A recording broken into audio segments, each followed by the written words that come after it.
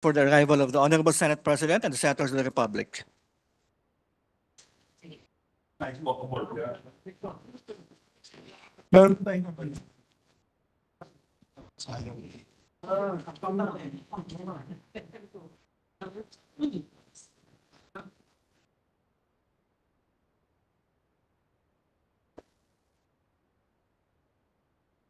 The 67th session of the Senate and the second regular session of the 19th Congress is hereby called to order. Today will be led in prayer by our distinguished colleague, Senator Alan Peter Cayetano. Let's all remember that we're in the holy presence of our Lord. Lord Father God, as we humble ourselves before you, we reflect, Lord, on your words that tell us that we should always walk by faith and not by sight. As we see problems, Lord, and we're told that there are no solutions, when we're told, Lord God, that everything is just too hard or not possible or improbable, Lord, the only thing that limits us is your word, but your word also frees us, Lord, also gives us the power, Lord, through the Holy Spirit to do amazing things. You said that when you left this world, we will be able to do even greater things. Although the session will be just for a few weeks, Lord, we pray for the executive department, we pray for the legislative department, we pray for the judiciary. Help us, Lord, to do amazing things this time. As we meditate and look at May 1, Lord, and are reminded that most of our people are either having jobs which are low paying or having jobs which do not have the right benefits or having to go abroad. We pray, Lord, that we'll be able to walk by faith, Lord, and come up with solutions for better economy, for better environment. As we lift up to you the leadership of the House, the Senate, the judiciary, and the whole country, Lord, the executive, we ask for your grace, your forgiveness, and healing in Jesus' mighty name. Amen. Amen. Please remain standing for the singing of the Philippine National Anthem.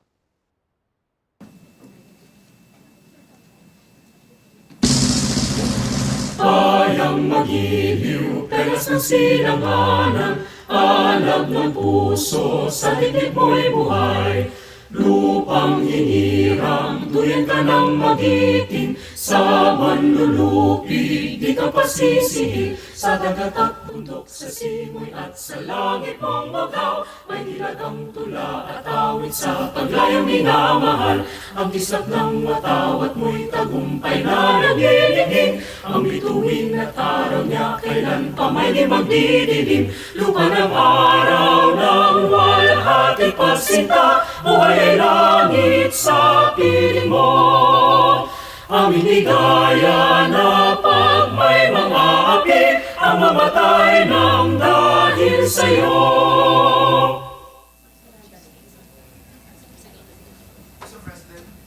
Roll call. After.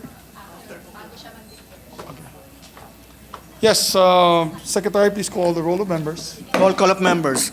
The Honorable Senator Angara, Senator Binay, Senator Cayetano Alan, Senator Cayetano Pia, Senator De La Rosa, Senator Ejercito, Senator Escudero, Senator Estrada, Senator Gatchalian, Senator Go, Senator Ontiveros, Senator Lapid, Senator Legarda, Senator Marcos, Senator Padilla, Senator Pimentel, Senator Poe, Senator Revilla, Senator Revilla present, Mr. President. Senator Tolentino, Senator Tulfo, Senator Villanueva, Senator Villar Cynthia, Senator Villar Mark, the Senate President.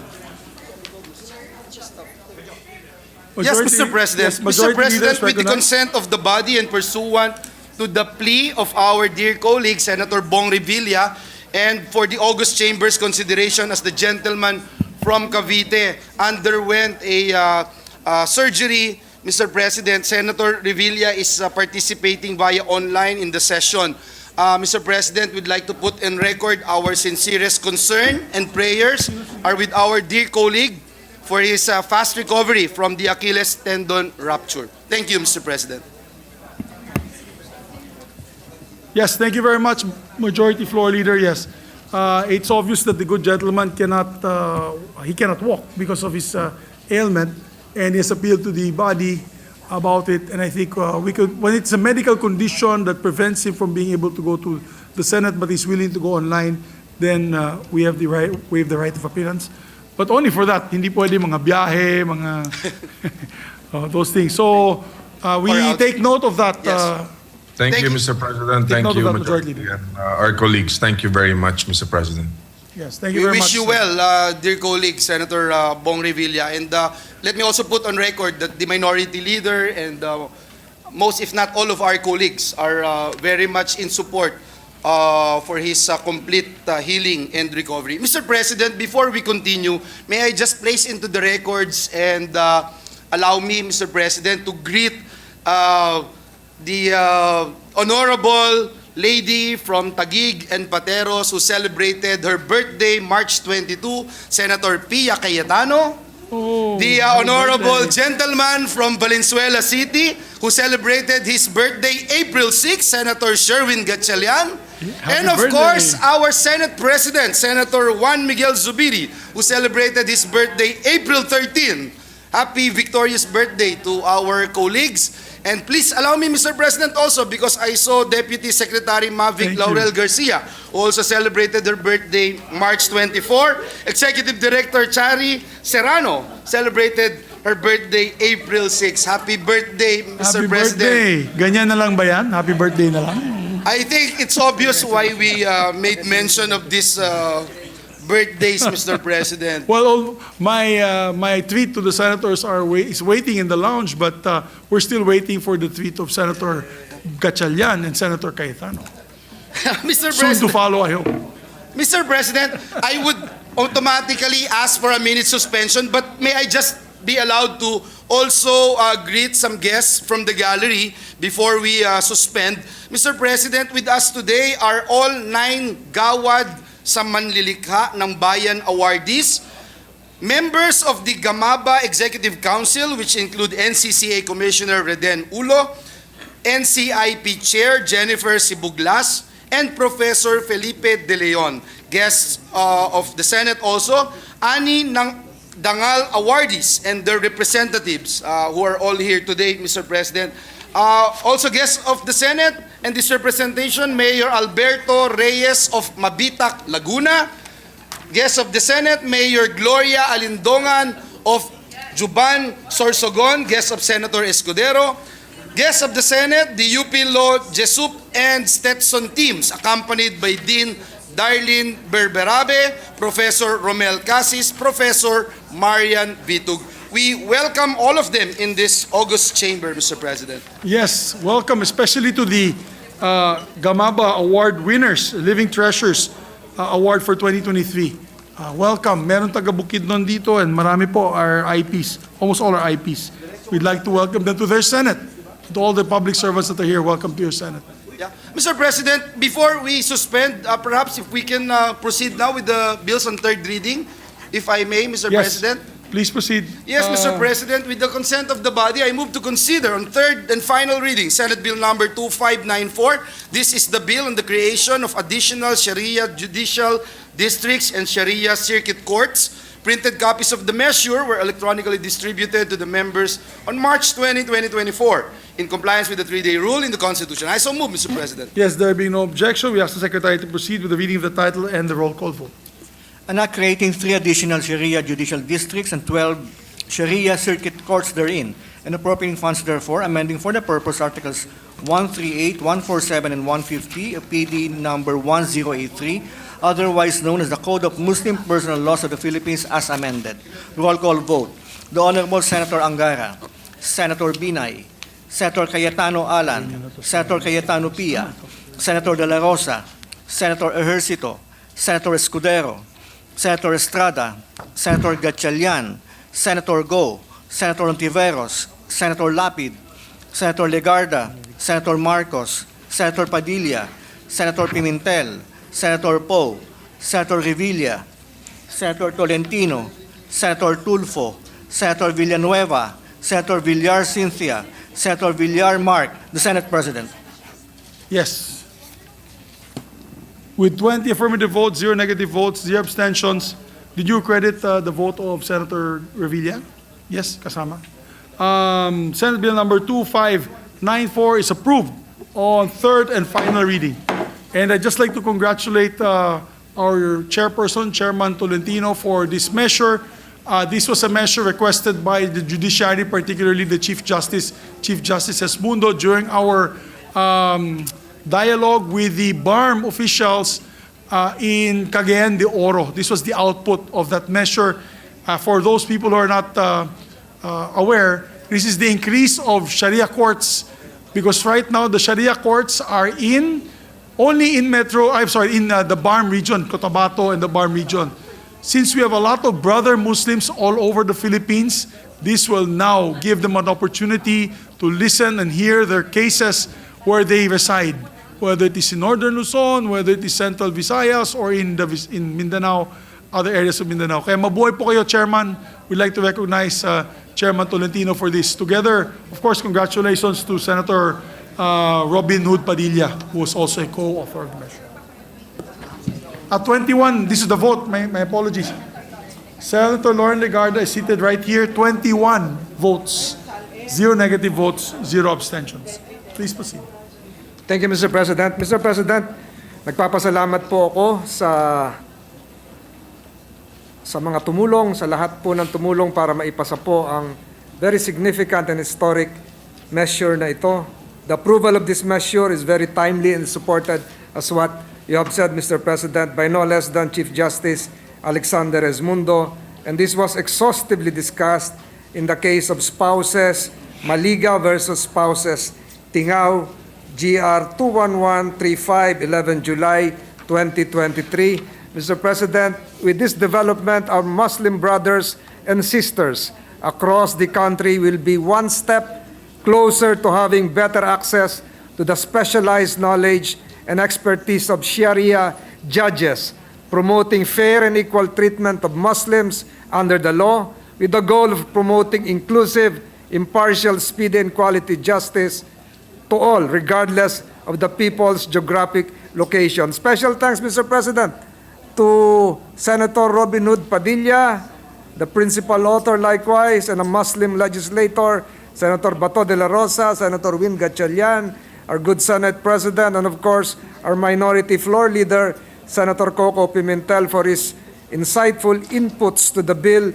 during the interpellation. Maraming salamat po, Mr. President, for your dedication, and to our colleagues for their diligence and commitment to promoting inclusivity and justice in our country. Maraming salamat, Mr. President. Thank you, Mr. President. Mr. President, Senator Robin Hood Padilla is also seeking the floor to explain his vote. I move that he be recognized, Mr. President. Our distinguished colleague, Senator Robin Hood Padilla is recognized.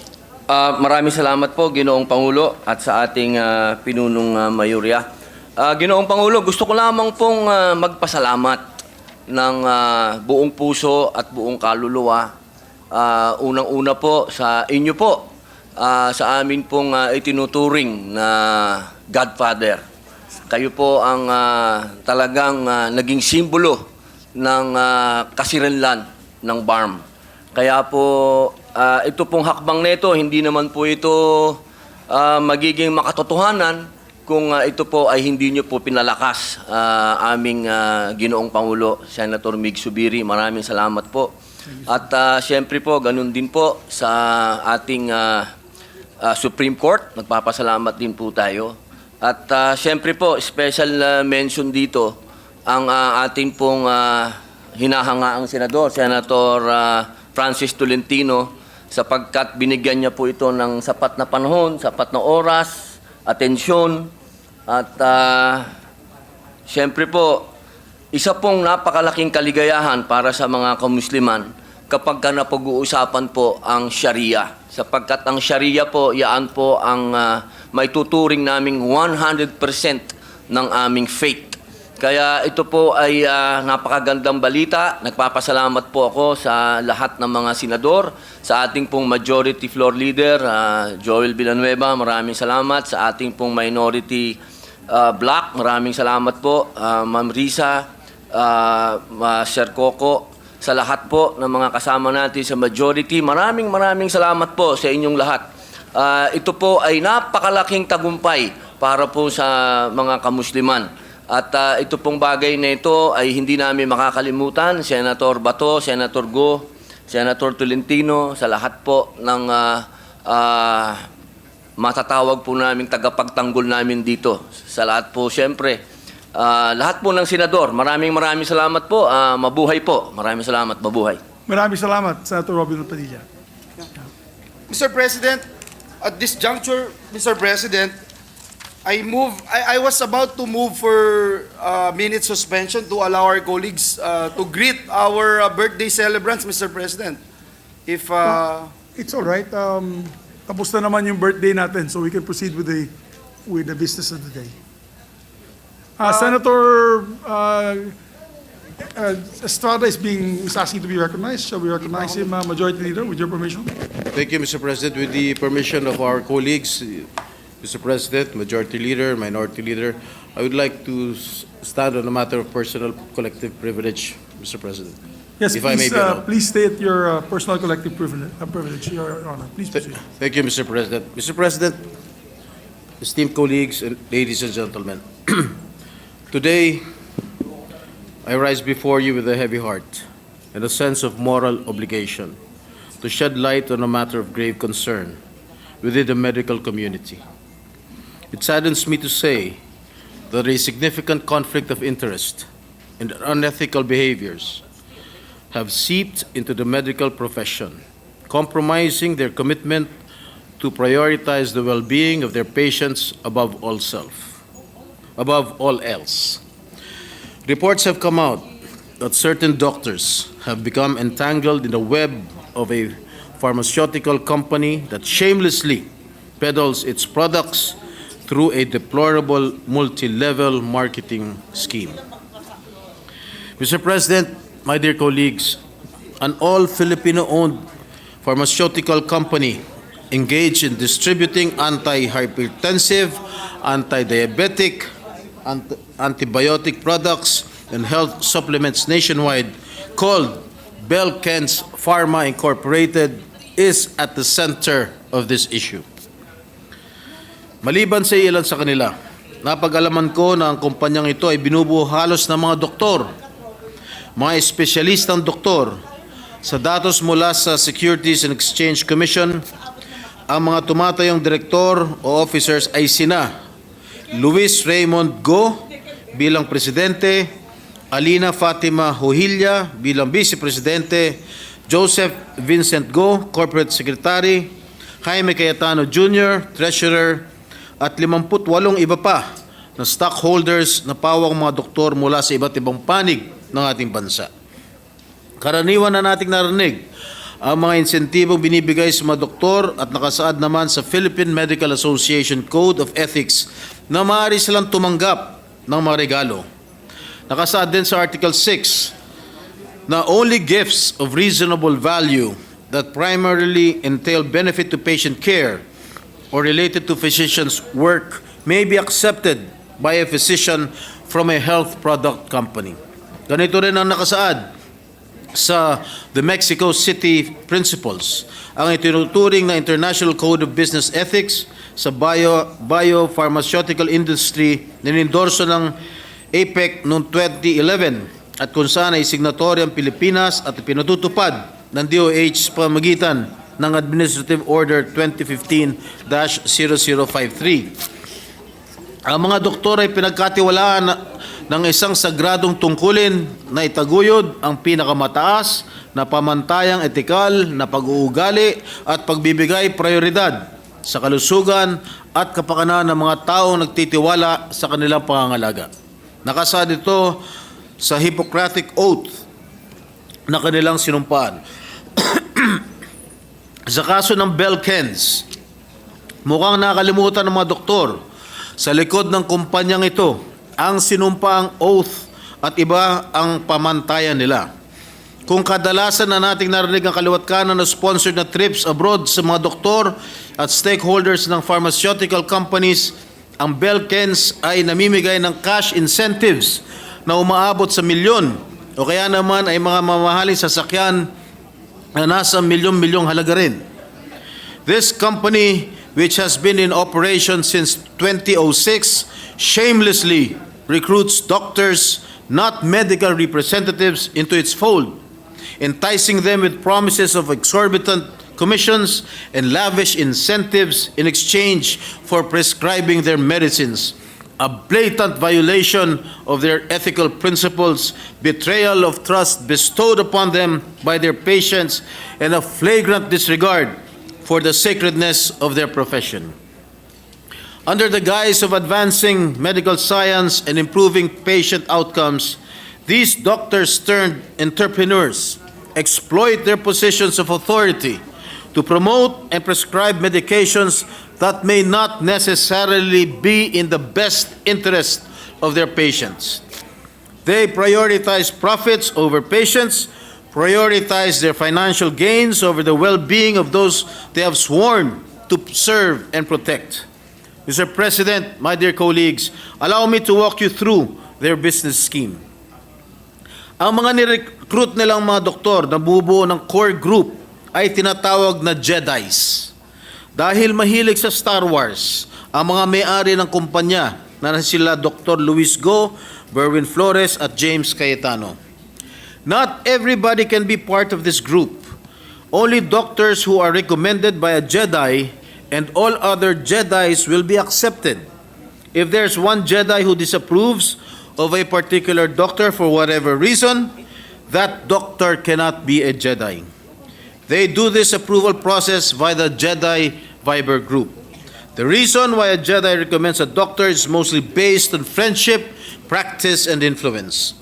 Bell Kens started predominantly with a group of cardiologists.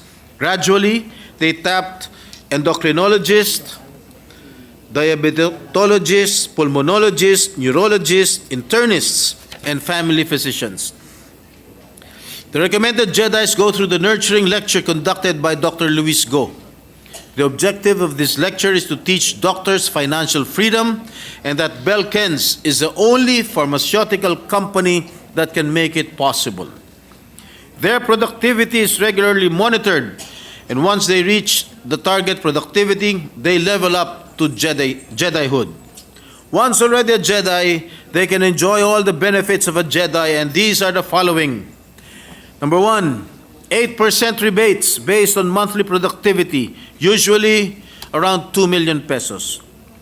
Milestone point. Under the milestone program point system, 1 point is earned from the minimum 2,700 worth of prescribed brand sales.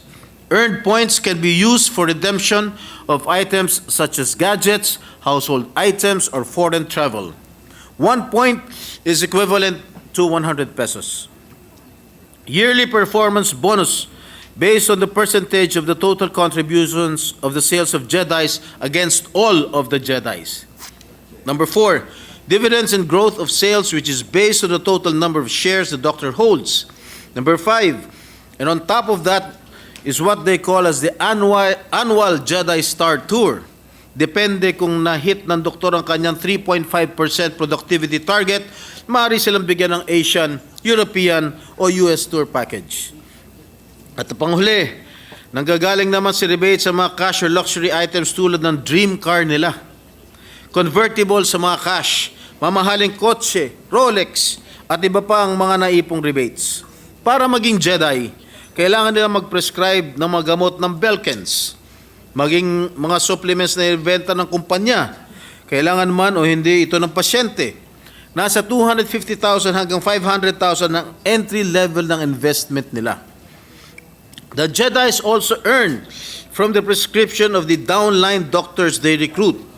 If the downline doctor is not an investor, the recruiting doctor earns a 6% rebate from every prescription of company products made by the downline doctor.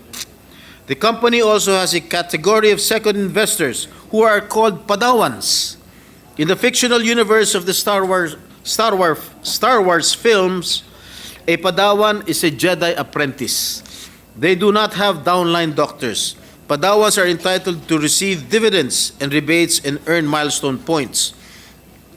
Unlike other pharmaceutical companies, the Belkens model is different, and doctors tend to stick with it because of its attractive benefits. Most of them are enticed by the leveling up scheme.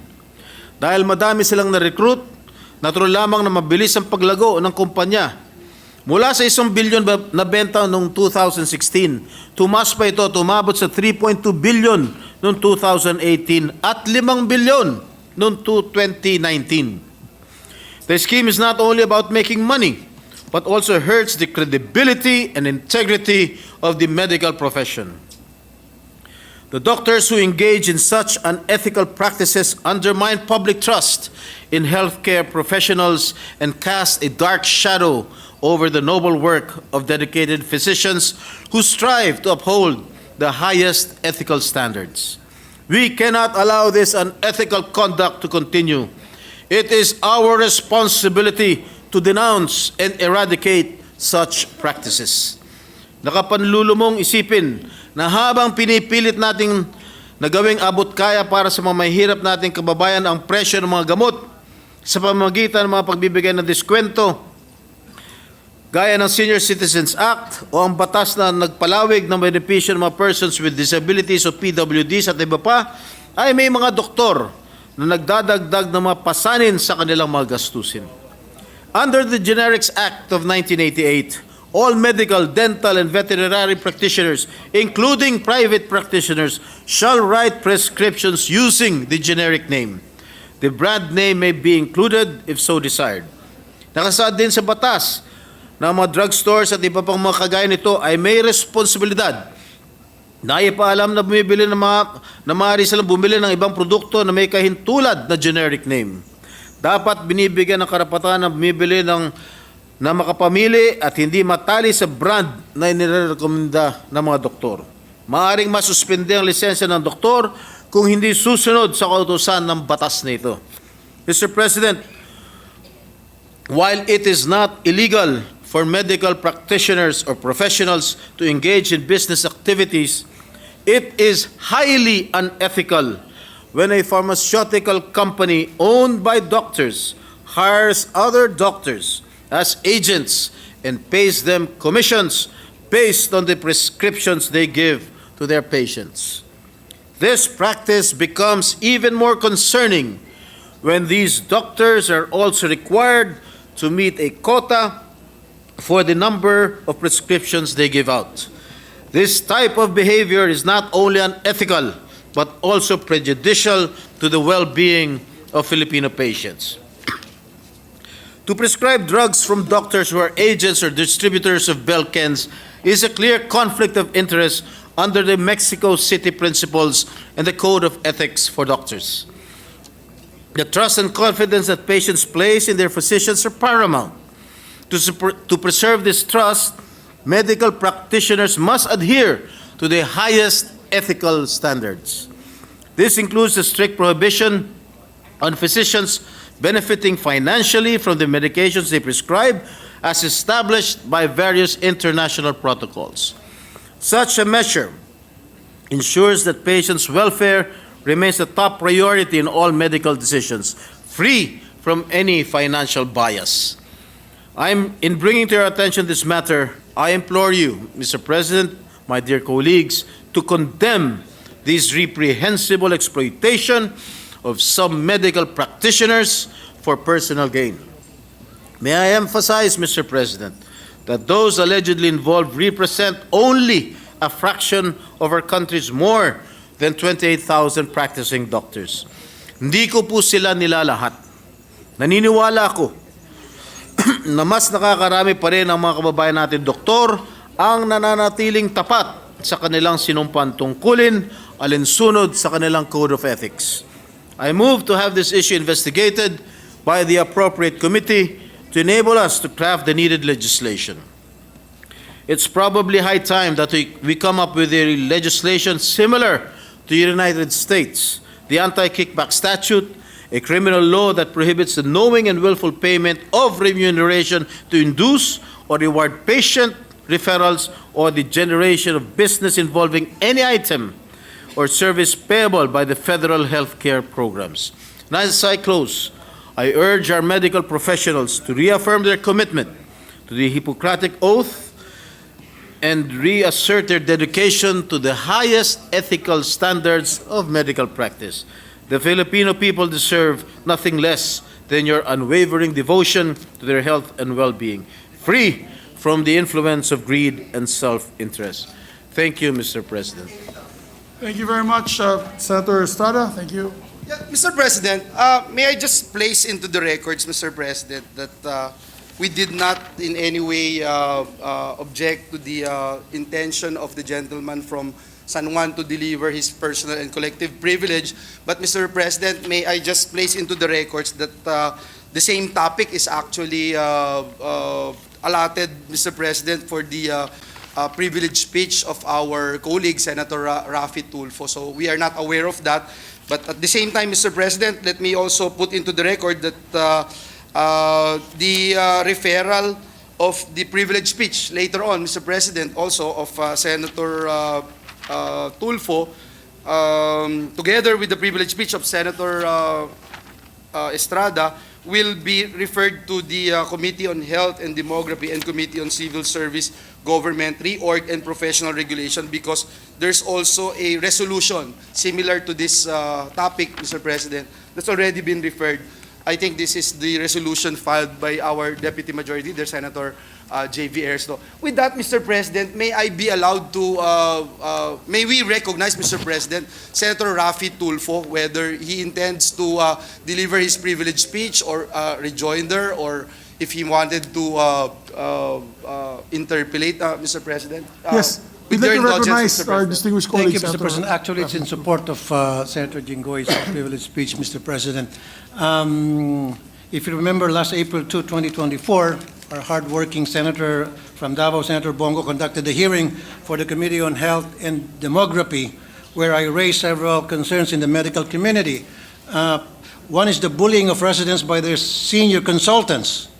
And after that, Mr. President, it opened a can of worms, if you will, dahil sunod-sunod po natanggap ko na mga tawag mula po sa medical community, particular na po mga doktor, because they want to clean their ranks, and they came to me voluntarily to offer information that would help na para mapaganda po ang pamamalakad sa ating medical community. Now, I also raised the question about the violation of the Generics Act of 1988. I mentioned to Health Secretary Ted Herbosa that there are instances when patients in hospitals are forced to purchase expensive branded medicines from the hospital pharmacy. Minsan pa, walang choice ang pasyente sa branded o generic pag nirasyon na ng nurse ang mga gamot. Sa hirap ng buhay, naniniwala po ako sa hikain ng Generics Act natin dahil kawawa po ang pangkaraniwang mamamayan na walang pambili ng gamot. I was surprised when Secretary Herbosa said that there are instances where doctors really prescribe branded medicines because sometimes it is more effective and more potent. Sinabi ko po sa kanya, kung ganun pala, bakit dapat hindi na-aproba ng FDA ang nasabing generic na gamot kung wala naman pala itong bisa? Mas lalong mapapamahal si Juan de la Cruz. Kung ang murang gamot ay hindi naman pala gumagana, dapat dumadaan talaga sa masusing pagsisiyasat ng FDA ang mga ito. Nung nasabing hearing na yon, ko na inilatag kay Secretary Herbosa ang issue tungkol sa mga junket trips ng mga doktor sa iba't ibang bansa kung saan sponsor ang mga pharmaceutical companies. Medyo nagtalo kami ni Secretary Herbosa dahil dito sabi niya bawal na daw ito dahil tayo ay signatory ng Mexico Protocol kung saan bawal ang mga medical professionals na tumanggap ng mga benefits or gifts from pharma companies. Sabi niya, sinusunod daw ito ng mga medical organizations. Ang hindi ko po maintindihan, bakit ayaw aminin ni Secretary Herbosa ang rampant na practice na ito? Wala daw po siyang knowledge na rampant ito. Sabi niya, ang junket ay nung araw nangyayari bago na pirmahan ang Mexico Protocol. Pero kung meron daw may mga regulations na pwede namang kasuhan ng mga pharmaceutical companies na lumabag dito, paulit-ulit siya niyang sinasabi na kasuhan ng mga pharma companies. Ang pinagtataka ko po, hindi pa it takes two to tango. Dapat may liability din ang mga doktor. Medyo marami pong hindi natuwa sa akin sa medical community. Gusto ko po linawin, malaki pong respeto ko sa medical practitioners. Sabi po, Sila po ang ating mga frontliners, and they have proven time and time again na sila ay mga bayani. But this lukewarm reception of my concerns is what bothers me. Bakit parang hindi bothered ang DOH? Talaga bang walang dapat ikabahala? Hindi po. After the hearing, ang daming nag-confirm ng mga sinabi ko. Mga doktor po mismo ang lumapit sa akin after that hearing. Apparently, I opened a can of worms in the medical and pharmaceutical industry. Mr. President, a well-respected doctor approached me regarding a multi-level marketing scheme involving doctors and a certain pharmaceutical company, the Belkens Pharmaceutical Incorporated, in existence for 17 years. Under the scheme, doctors are given gifts, watches, cars, cash, etc. for them to meet their quota. They also earn from doctors in their downline. Under the scheme, ang mga doktor ay pinipilit ang mga gamot sa mga pasyente kahit hindi po kailangan ng pasyente. They even have coaches who monitor and supervise them in pushing the products. The pharma companies are able to track the activities of these doctors and determine who are indeed delivering and performing well. Ibig sabihin, nakamonitor po ang aktibidad ng mga doktor base po sa kanilang mga pagreseta. While it is not illegal per se, on the part of doctors, it is unethical and immoral. Mr. President, our people are barely making ends meet, and rarely do they have medical expenses counted on their monthly budget. Kaya po, pag may nagkakasakit, bawat sentimo ay mahalaga. This MLM scheme is troubling for the medical community for several reasons. Una, malamang hindi nag-iisa itong kumpanyang ito. Ang balita ko, dahil dito lang sa Manila, sila nagko-concentrate, ngayon lumawak na sa probinsya. Dati sa mga cardio department lang, cardio department. Ngayon, mas maraming department na ang gumagaya. Pangalawa, kawawa naman ang mga may sakit dahil siya ay napipilitang bumili ng mga gamot na hindi naman pala nila kailangan. Sayang ng pera nila dito, baka lumala pa ang kanilang sakit. Pangatlo, this puts the medical field in a bad light. Patients are going to second-guess the prescription of their doctors. Sa medical field, there is premium on trust because it is a specialized field na hindi naman naintindihan ng pangkaraniwang tao. So kung wala kang tiwala sa doktor, bakit di ka nalang pumunta sa doktor? O i-google na lang ng mga tao ang sakit nila, and that is very dangerous. We have to review the Generics Act of 1988 and the Universally Accessible, Cheaper and Quality Medicines Act of 2008. Kasi nga po, si Secretary Herbosa mismo nagsabi na may mga gamot na hindi clinically effective. Sinabi po yan mismo ni Secretary Herbosa, galing mismo yan sa kanyang bibig, na meron daw po mga branded na gamot, na meron daw po mga generics na gamot na hindi raw po effective, kaya hindi raw niya po yan piniprescribe nung siya po ay nagpa-practice pa bilang isang doktor. Not all medicines are created equal. Some have varying bioefficacy and bioequivalence. Kung ganoon pala, bakit hindi ito in-address ng FDA? Why do we approve generic medicines and tell people that it is the same as branded ones kung hindi naman pala ito epektibo? I still believe in generic medicines, pero dapat it should really be equivalent to branded ones insofar it is clinically effective. The FDA is to be at the forefront of this concern. What tests are they doing to check on the potency of these medicines? Paano nakapasok sa merkado ito mga ineffective na gamot? Malawak ang sakop ng mga scheme na ito sa pharma industry. Kasamang FDA, mga opisyal ng ospital na in charge sa procurement, mga doktor na nagbibigay ng prescription, at pati sa mga drugstores na minsan sinasabi ay wala ng stocks na mga generic medicine para lamang mabenta ang branded. Or sinasabing wala ng available na mga branded medicines para mabenta lang ang mga generics medicines. Nagkasanga-sanga na po ang problema. Ang tawag po dito ay switching. na kuminsan ay kasabot din daw po, unfortunately, ay mga tao na nagbabantay sa butika. Isa pang lumapit sa akin after the hearing sa committee ay ang sumbong ng isang doktor sa Bulacan. Ang concern niya naman ay practice ng isang doktor na nagkakandak ng multiple pterygium surgeries in a day. Minsan, 38 surgeries sa isang araw.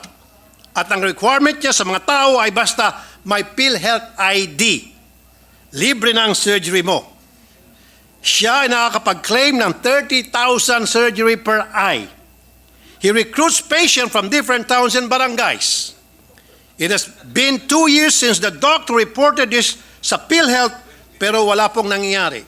Ibig sabihin, matagal na pong nireport po sa PhilHealth itong modus ng isang doktor sa Bulacan pero ang PhilHealth nagbulag-bulagan at nagbingi-bingihan o marahil merong kasabot ang doktor na ito sa loob ng PhilHealth. Marami pa rin po siyang narinig na ganito mga fraudulent procedures. Ang PhilHealth pilit na pinagkakasya ang nakolekta upang matugunan ang mga pangangailangan ng taong bayan ay iniisahan pa ng mga doktor ng ganito. It's about time na may magbantay sa mga ginagawa ng doktor. Opo, Mr. President, nandyan nga yung Professional Regulations Commission sa tulong ng Board of Medical Examinees. Pero mawalang galang na po sa mga taga-PRC. Daig nyo pa po ang pagong kapag kayo po'y kumilos dyan. Ang dami ko na po natanggap ng mga sumbong na kapag kayo po ay nagpalabas ng inyong resolusyon sa isang reklamo, that after 5 years, kuminsan after 10 years, kuminsan patay na ang pasyenteng nagreklamo. Bakit napakabagal umaksyon ng PRC sa mga reklamo ng medical malpractice? Sa magkanong kadahilanan? The Board of Medical Examiners have to police their ranks. They have to protect industry from these unscrupulous and greedy doctors who put their financial interests ahead of their duty to providing health care to the people. Mr. President, our doctors should be put at a higher standard compared to other professions. According to the Supreme Court, the medical profession directly affects the very lives of the people, unlike other careers which, for this reason, do not require more vigilant regulation. I hope that through the Committee on Health and Demography, we can end these schemes that harm the medical field and our people. I believe there is a need to put stiffer penalties for these unethical and immoral acts. They must be declared illegal. Finally, it will be useless if these laws could not be implemented by a competent disciplinary board. The PRC must go to the bottom of why administrative cases filed against doctors are not resolved. Finally, FDA must review its procedure in regulating the pharma industry to ensure only quality medicines are given to patients. It is the policy of the state to protect public health, and when public interest or circumstances of extreme emergency so require, it shall adopt appropriate measures to promote and ensure access to affordable quality drugs and medicines for all. That ensure that these are not just words, but a reality for our people. Thank you, Mr. President. Salamat po. Maraming salamat, Senator Raffy Tulfo. Majority Leader. Mr. President, may I just appeal, Mr. President, to our distinguished colleagues because Senator Ligarda wanted to deliver a we wanted to tackle and adopt a resolution celebrating the accomplishments of our kababayans, especially our guests in the gallery Yes. who are here today, Mr. President. But of course, we will entertain, Mr. President, any manifestations, but perhaps we can continue with, if Yes. someone would like What to we will do, interpolate, may we I can ask my- suspend afterwards. To support the majority floor leader, we can suspend these two topics, well, they're the same topic of Yes. Senator Estrada and Senator Tulfo, and continue the discussion after we approve the resolutions. But Yeah. if it's all Right now, right, Mr. President, because there's also we two behind you that There also are raising two or their hand. three more, Mr. President, who wanted to I hope, Mr. President, would just be a manifestation instead of interpellation. If there will be an interpellation, Mr. President, We I will suspend it suspend for first, Mr. later President, hour, for a later hour. So at this juncture, Mr. President, Senator Pia Cayetano actually was the first one who approached this representation, but if with the indulgence of 1 minute. The gentleman from San Juan is saying ladies first. Thank you, sir. Yes, To our Senator Deputy Pia Majority Floor Cayetano is Leader. recognized, then Senator J.V. Ejercito, then Senator Risa Ontiveros, and Senator go, Mr. President. Yes, Thank you, Mr. President. Thank you, Mr. President. As I committed to the Majority Leader, this is very short. It really just is a matter of jurisdiction. I chaired the Committee on Health for many years, and similar issues were brought up. But at the end of the day, Mr. President, if this involves government agencies who are not doing their jobs faithfully, then it would be a matter for the Blue Ribbon. So I will leave that decision, the discussion for that decision till after all the interpellations are done and after conferring with the chairman, of course, of the Committee on Health and the sponsors of the two privileged speeches. But I do want to bring up that in both speeches that were delivered today, both gentlemen referred to the DOH and the FDA and then the PRC and asked the questions, what are these agencies doing about it? So on that note, and if they are failing to do their job, then that becomes a Blue Ribbon issue, Mr. President. Thank you.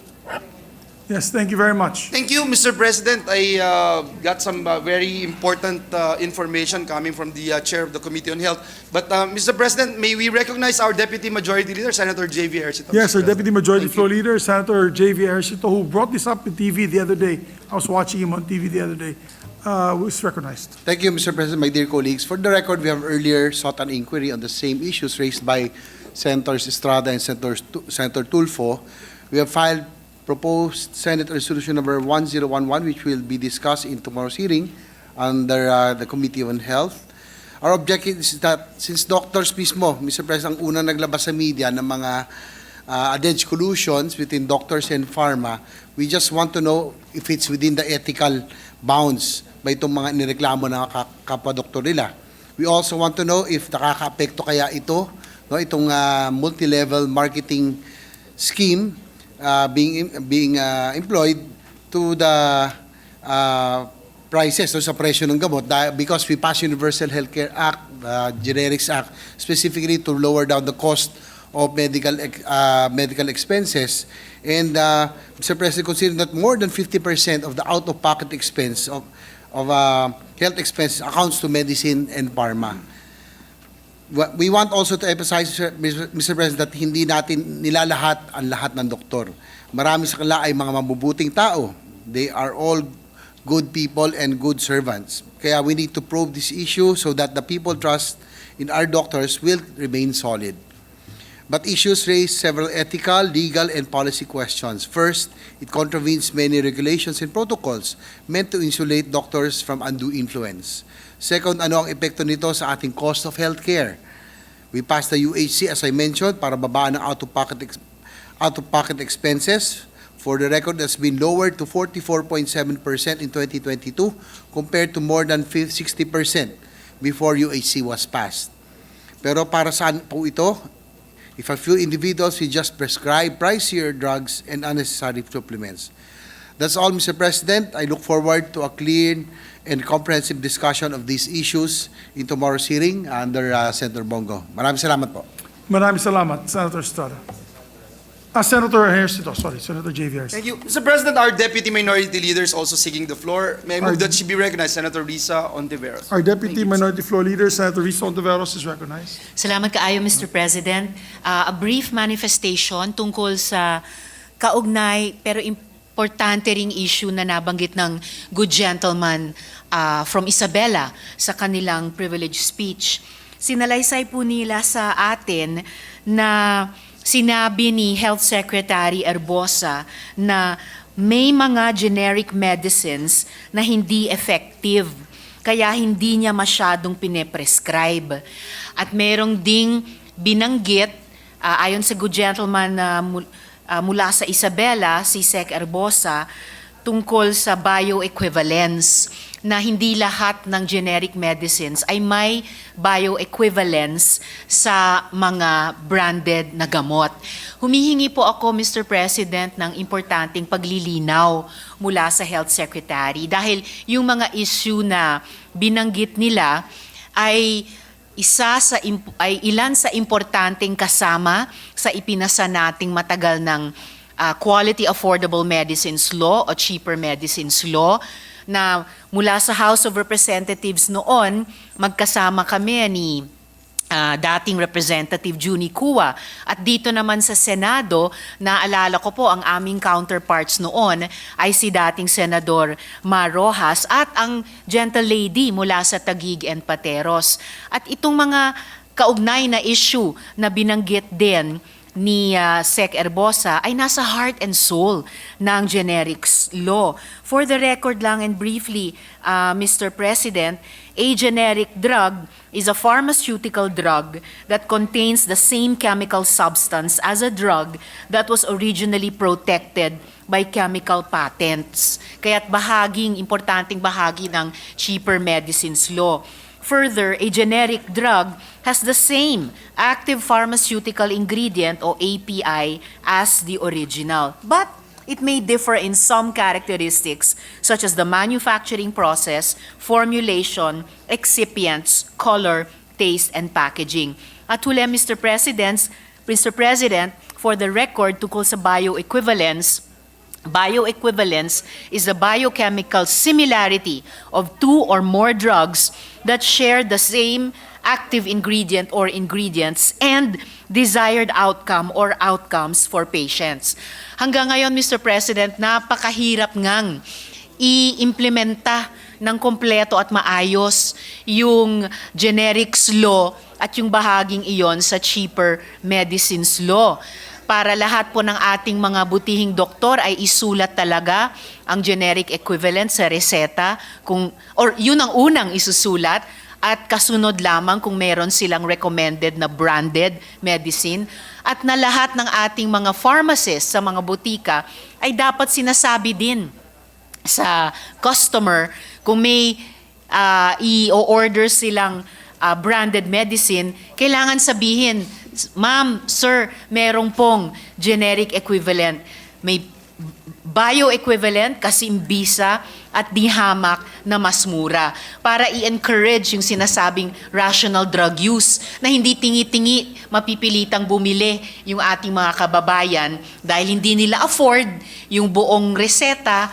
Ma-afford sana kung generic talaga ang isusulat ng ating mga doktor at generic talaga yung ipapayo ng ating mga pharmacist para ma-discourage na di nila makumpleto yung buong treatment plan na nireseta ng doktor.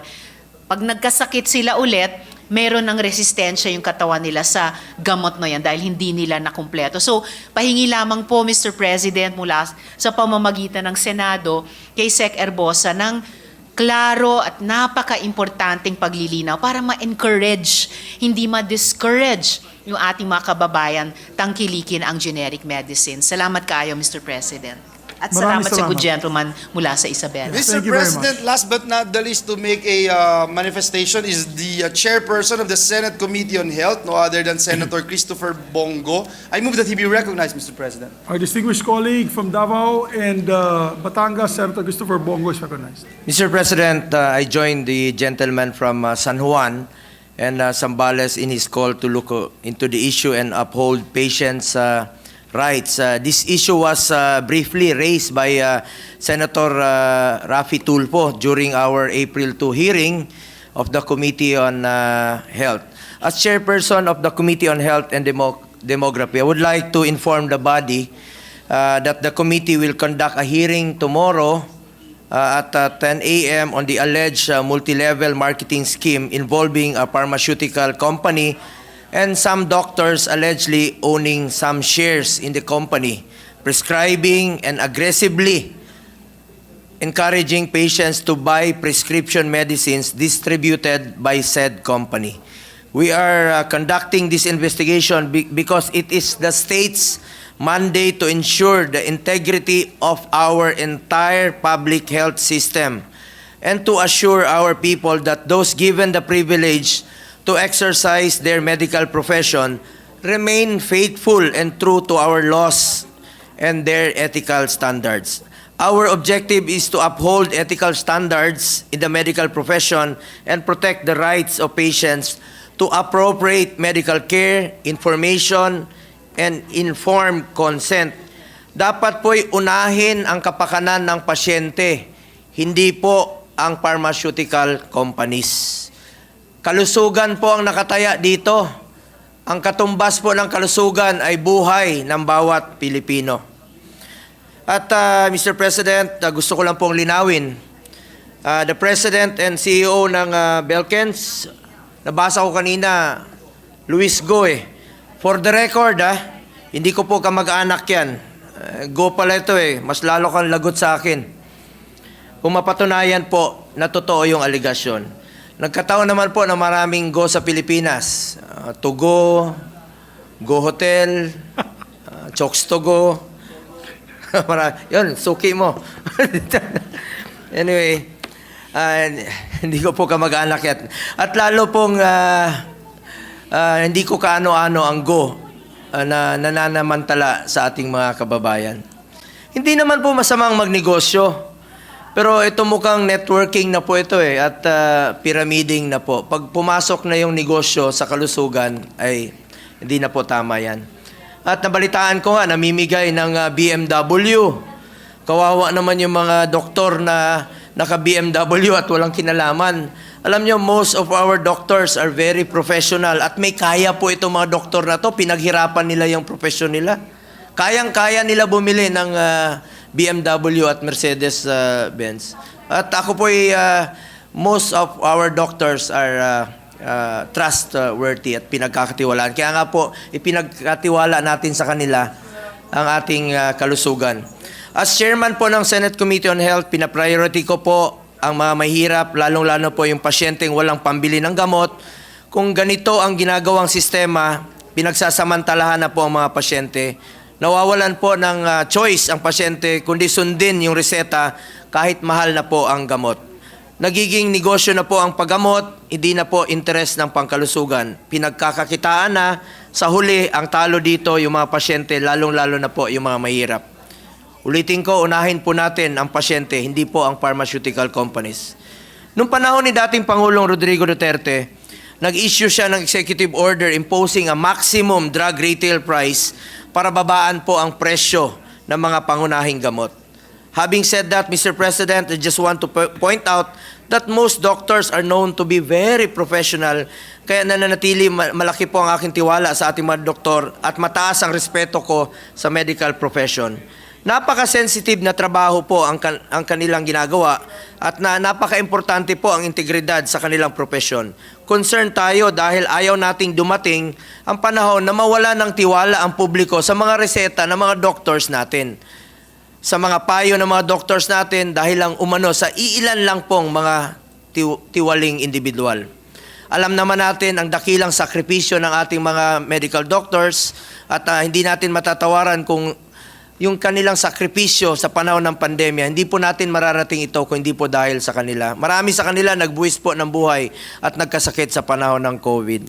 Ayaw nating umabot na sa punto na pagdududahan ng mga kababayan natin, lalo na yung mga kapos sa buhay, ang nireseta sa kanila ng doktor nila kasi sasabihin na may komisyon dyan sa mga doktor at dahil nagdududa na nga, ayaw na nilang bumili ng gamot. Mas lalong lalala ang sakit, mas lalong lalaki po ang gastusin ng ating mga pasyente. We will conduct the hearing tomorrow to get to the bottom of this issue at nag-issue rin po ang DOH ng Department Circular 2024-041 calling all concerned to uphold ethical standards. Kung sino man po nag-issue nitong ethical memo about ethical standards, dapat kayo mismo ay maging good example. Siguraduhin nyo lang po kung sino yung nag-issue ng mga memo na ito na kayo rin po ay sumusunod sa ethical standards. Sigurado kayong hindi rin kayo tumatanggap ng mga mamahaling sasakyan. At we will conduct the hearing tomorrow rest assured, magiging patas tayo sa hearing na ito. Pakinggan natin ang lahat ng involved. Ang importante, lumabas po ang katotohanan, mapanagot po kung sino po yung may kasalanan at patuloy na naisusulong natin ang interes at kapakanan ng mga kababayan natin. Lalong-lalo na po yung mga mahirap nating kababayan na nagkakandahirap pa po maghanap ng pambili ng kanilang gamot. Ang hirap pong maging mahirap. Dapat po itulungan sila, hindi pagsamantalahan. Maraming salamat, Mr. President. Maraming Mr. President. salamat, Senator Go. Senator Cayetano, sir. Mr. President, I have no doubt that Senator Go will be very fair, unbiased, and judicious if its committee will hear. But may I ask, tatlo kasi dun sa kumpanya, Go, kamag-anak ba ni Senator Go yung mga Go doon? Hindi daw. He answered it Hindi. earlier. So how Hindi about niya the Cayetano? May I know if Senator Pia is related to that Jaime ba? Jaime. No, you know, it might be funny but I just want to put it on record kasi baka mag-hearing tayo and now people believe things that are more incredible. So ayoko lang na mag-hearing tapos sabihin, panay ka mag-anak ni Bongo yan, panay ka mag-anak ni Pia Cayetano, related din ako kay Senator Pia Cayetano. Sa akin lang, Mr. President, I think His Honor should answer his own question because mas kilala niya lahat ng mga Cayetano. Masipag ho yan maghanap ng lahat ng aming kamag-anak So, sa Norte, sa Bulacan, sa Pampanga. So to kung my hindi knowledge- niya kilala, lalong hindi ko po kilala. Correct me if I'm wrong dahil ate ka eh. So, but ang alam ko, hindi tayo related, di ba? So, but my last question is, Senator Go, if you're going to hear it tomorrow, we have kasi a 3-day notice. So, baka hindi mag-attend yung mga board of directors niyan tomorrow. So, I leave it up to you. I just wanted to input that just to make sure na we are sure not only of due process, but then we really get the answers because I think it's really a big issue and problem. But in advance, congratulations for taking this up and I hope we get to the bottom of it. Actually, last week, nabasa ko po yung statement ni Senator JV and then we issued a invitation, no? So may invitation po sa lahat, no? Sa lahat ng involved. So nasagot ko po kanina, since wala rito si Senator Alan Cayetano, for the record, nasagot ko kanina, hindi ko po kamag-anak yan at wala po akong kamag-anak na Go na nananamantala sa ating mga kababayan. At gaya na sinabi ko, marami pong Go dyan sa lahat ng kanto. Yung traffic light, yung green, Go yan. So lahat yan Go. Anyway, salamat po, Mr. President. Thank you. Yes, Mr. President, and even ghost programs are not related to Senator Go. Mr. President, to allow our colleagues, Mr. President, we have been talking on the sides, Mr. President, the entire time. And of course, we will proceed with the hearings that will be conducted by the Senate Committee on Health. But for this particular matter, Mr. President, with regard to the speech of the gentleman from San Juan, Senator Estrada and Senator Tulfo, the gentleman from Isabela and Davao, we would like to assure our colleagues that we will talk about it extensively in our caucus. So for the meantime, may I just move that we refer this to the Committee on Rules, Mr. President, not just the privileged speeches, but including the manifestations thereon, Mr. President. I so move, Mr. President. There being no objection, motion is approved. Mr. President, this juncture, move that we consider proposed Senate Resolution number 958. This is the resolution commending the 26 awardees of the 16th Ani ng Dangal Awards. I so move, Mr. President. There being no objection to the motion, motion is approved. May we ask the Secretary to read the title? Title of the measure. Resolution congratulating and commending the 26 awardees of the 16th Ani ng Dangal Awards.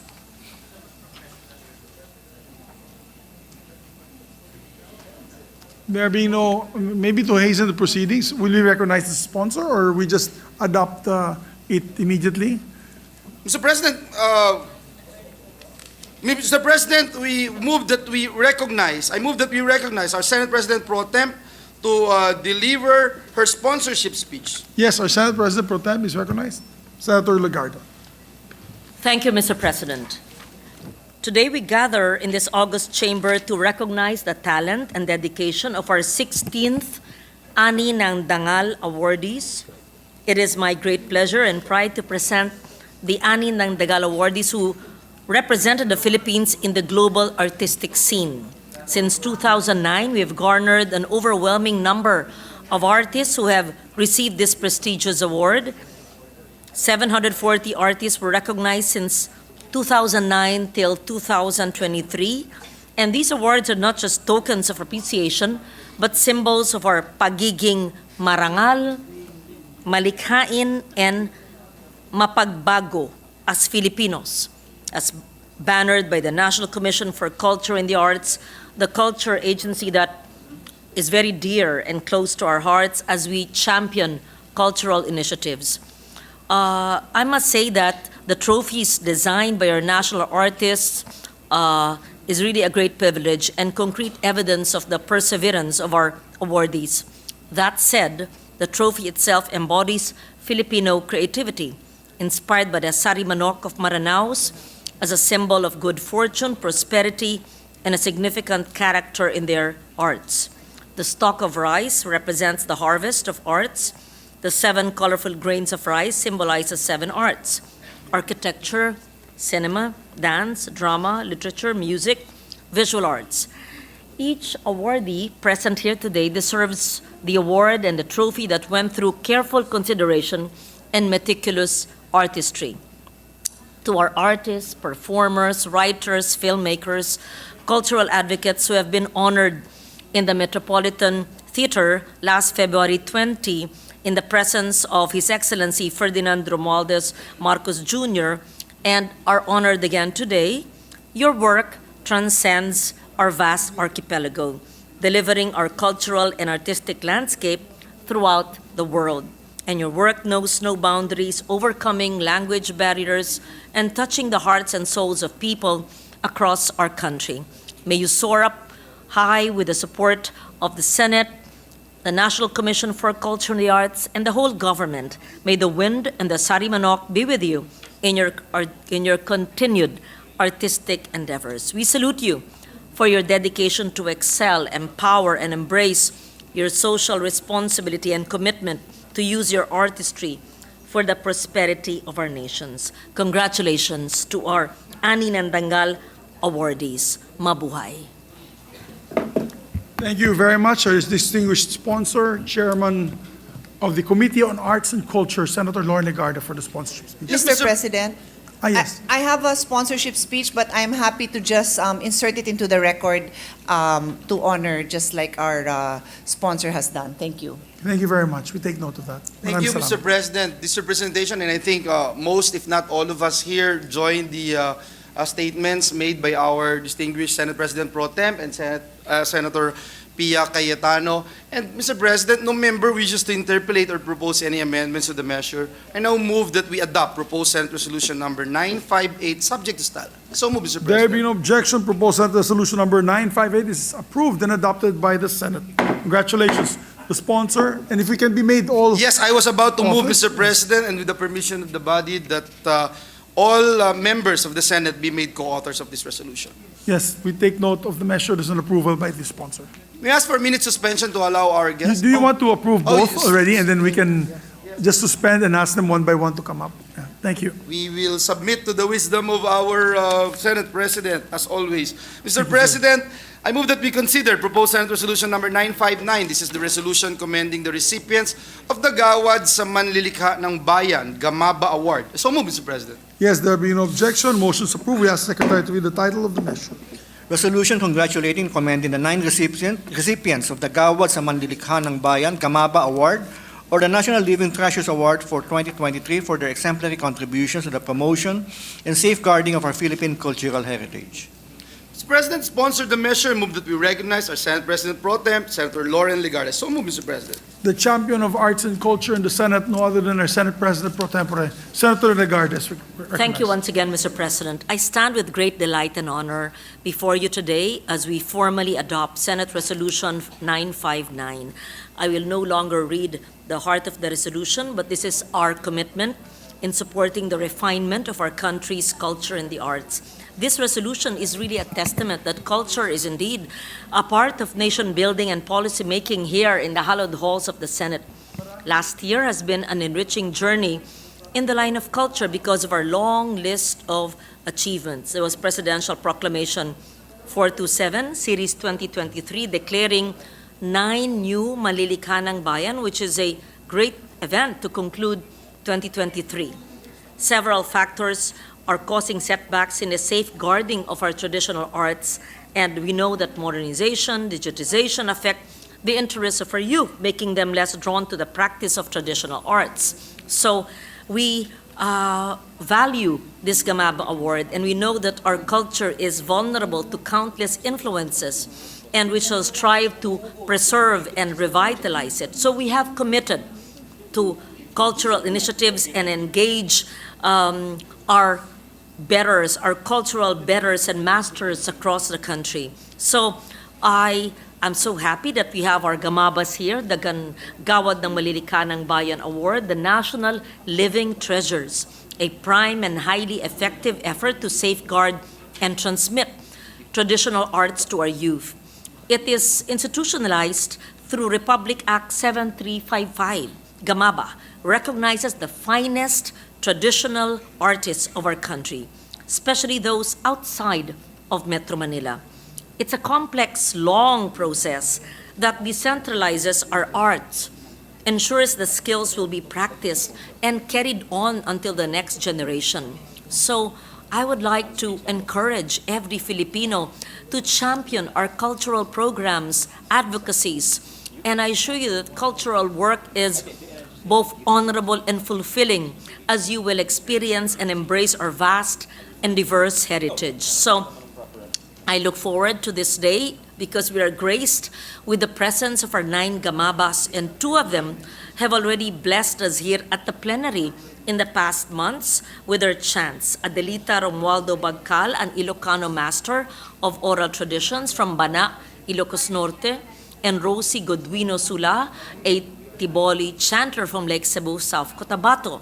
They are joined by Abina Tawide Cogwit from La Paz, Agusan del Sur, and Agusan Manobo embroiderer, a Sama master of traditional dance from Bongao, Tawi-Tawi, Sakinur Ain Mugong de Lasas, Tiboli brass caster from Lake Cebu, South Cotabato, Bundos Bansil Farah, Marife Ravidas Ganahon, a Higaunon mat weaver from Malaybalay, Bukidnon, Mr. President. Amparo Balansi Mabanag, a Gadang embroiderer from Paraceles Mountain Province. Samporonia Pagsak Mandalo, a Mandayak ikat weaver from Caraga Town, Davao Oriental. Tiboli ikat weaver from Lake Cebu, South Cotabato, Barbara Kibed Ofong. Alam ninyo, tuwan-tuwa po ako. Sobrang nakakataba ng puso kapag personal kong nakakasalamuha ang ating mga malilikha ng bayan.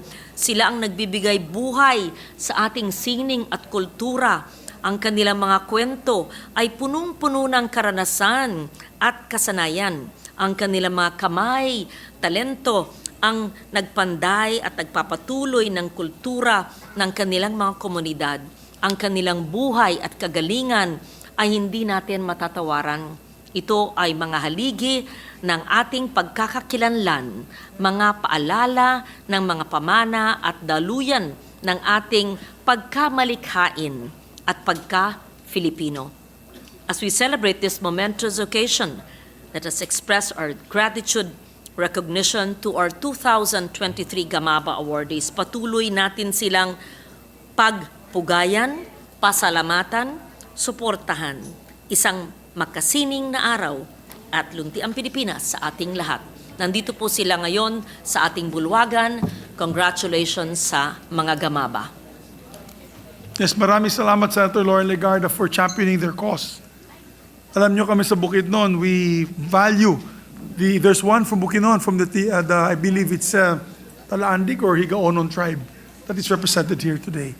We just celebrated the Kamulan Festival. That's a celebration of all the 7 tribes of Bukidnon. So thank you for championing their cause. Sir President, Senator Pia Cayetano would like to co-sponsor the mission. Yes. Yes, Yes, Mr. Senator President. Cayetano is recognized. I have a speech and I'll just insert it into the record in the interest of time to honor the Gamaba awardees. Thank you. Maraming salamat. Thank you Senator very Cayetano. much. Mr. President, no member wishes to interpolate or propose any amendments to the measure. I move that we adopt Senate Resolution number 959, subject to style. So move, Mr. President. There be no objection to the motion.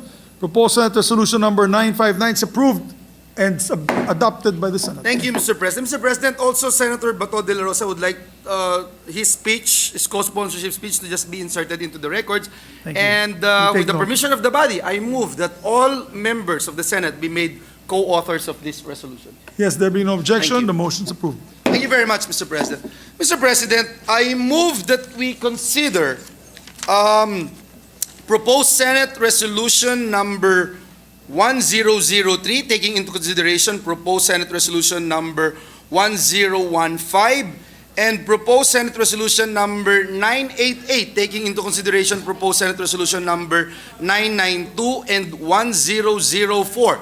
This is the resolution commending University of the Philippines College of Law for their victory at Stetson International Environmental Moot Court Competition, and commending the UP again, Mr. President, the College of Law Jesup team. I so move, Mr. President. Yes, there be no objection. Motion is approved. We ask the Secretary to read the title of the two measures.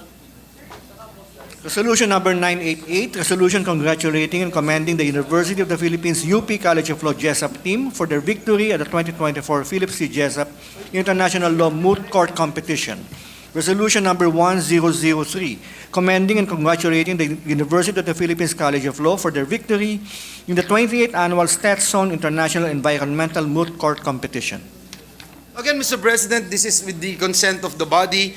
So I move that we recognize our distinguished colleague from the great province of Aurora, Senator Sani Angara, to sponsor the measures. The birthplace of surfing, do not forget, Yes. Aurora. Senator Angara is recognized. Thank you, Mr. President. Belated happy birthday to you. I thank you very much. We are honoring some best oralists. Never mind. But I'd also like to greet Senator Cayetano and Senator Gatchalian. If I may be allowed a note of pride, Mr. President, two of the laws that were discussed by our colleagues were Angara laws by my father. The Gamaba law, the National Living Treasures law, which passed in 1992, and the Generics law, which passed in 1988. Just pasensya na po, hindi ko mapalipas. Thank you for the indulgence of our colleagues. Mr. President, I'd like to greet the Dean of the UP College of Law, the alma mater of our minority leader, and our chairperson of the Blue Ribbon Committee, Senator Pia, the birthday celebrant, Dean Darlene Marie Berberabe, who is with us today. Yan. She's not the honoree, Mr. President. I'm just greeting her. She's the Dean of the UP College of Law, and she's the salutatorian of our batch. Except I did not graduate with that batch because I was delayed by 1 year, Mr. President. But anyway, I'll go to my speech because I know we want to caucus, Mr. President. Tayo po ay tumatayo ngayong araw para malaman ng taong bayan ang mga tagumpay ng mga magagaling na mag-aaral mula sa University of the Philippines College of Law nitong mga nakaraang buwan. Sa pamamagitan ng proposed Senate Resolution number 992 at 1003, nais nating magbigay pugay sa UP Law Jesup team at UP Law Stetson team. Itong UP Law Jesup team, kasama po dyan sila Mary Regine Dadole, Pauline De Leon, Pauline Samantha Sagayo, Chinzen Viernes at Ignacio Lorenzo Villarreal. Nandito po sila sa gallery. Maybe you would like to stand up to be noticed, ladies and gentlemen, future officers of the court. Yan po, andun po sila. Sila po ay naging world champion. Hindi po lang ito Philippine. May championship dito po sa Philippines, pero that is only alam po ni Minority Leader at saka ni Senator Pia ito, that is a prelude. At saka nila Senator Amy, who's also from the UP College of Law, na this is only a prelude to the World Championship where it is a very rigorous competition. The best law schools from several countries in the world. Itong 2024 Philip C. Jesup International Moot Court Competition, kung saan ang international rounds ay ginanap sa Washington, D.C. mula March 30 hanggang April 6. Ito naman po sa Resolution number 1003, pinapakita natin ang ating paghanga sa UP Law Stetson team na binubuo nina Noel Francis Galinato, Miriam Celine Misiano, at Alia Dominic Yao dahil sila ay naging world champion sa 28th Annual Stetson International Environmental Moot Court Competition itong April 10 to 13 nitong taong 2024. Ano po ang moot court? Mr. President, ito ay kompetisyon na sinasalihan ng mga law schools sa buong mundo kung saan sinisimulate ang mga oral arguments ng abogado kapag may mga kasong hinaharap sa International Court of Justice o ICJ. At tulad sa ICJ, nananalo ang panig na may pinakamalinaw at pinakamatimbang na argumento. Kasama rin po natin ang kanilang coaches, si Professor Romel Haen Casis. And classmate ko po yan, magaling ho talaga magdebate yan. Kaya natutuwa po ako na he is the coach. Professor Marian Criel Garcia Vitug, nandito din po. Hindi ko po kaklase dahil bata pa po yan. Mr. President, para magtagumpay sa mga moot court na ito, hindi lang dapat magaling magsalita at magsulat ang mga sumasali. Dapat may malalim na pag-unawa sila sa mga batas, polisiya at isyong kinakaharap ng daigdig at ng iba't ibang mga bansa. Sa madaling salita, Mr. President, hindi po biro ang magtagumpay sa mga moot court na ito.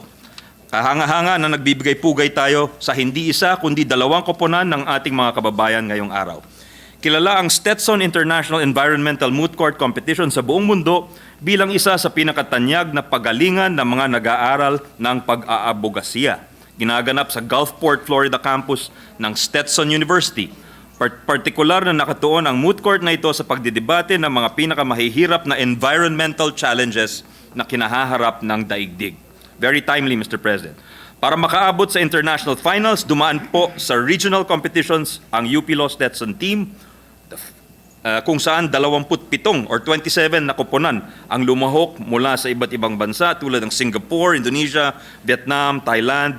At pagdating naman sa international finals, kung saan lumahok ang lahat ng kampyon mula sa iba't ibang rehiyon ng mundo, 19 na law school ang tinalo na huling kalaban nila ang Singapore Management University o SMU. Ang panalo ng UP Law Stetson team ay ang pangalawa na ng UP College of Law at bukod dito namukod tangi sina Miriam Celine Misiano at nakinilala bilang overall best oralist sa mga preliminary rounds at si Alia Dominic Yao na nanalo bilang third best oralist sa mga preliminary rounds at best oralist nung championship round. Meanwhile, the Jesup competition is considered the oldest and the biggest international moot court competition in the world. Here, roughly 600 law schools from over 100 countries compete each year in global multi-round events administered by the International Law Students Association. The competition started in 1960 but went international starting from 1968. And teams from the Philippines have participated since then. And the recent win of the UP Law Jesup team marks only the third time the Philippines has clinched the championship. UP Law first won in 1995, and Ateneo de Manila University also won in the 2000s. The general format follows that of a simulated dispute raised to the ICJ between two nations concerning matters related to public international law. Teams prepare what are called written memorials and make 45-minute oral presentations, very much like how they would have argued if they were actually handling a case in the International Court of Justice or ICJ.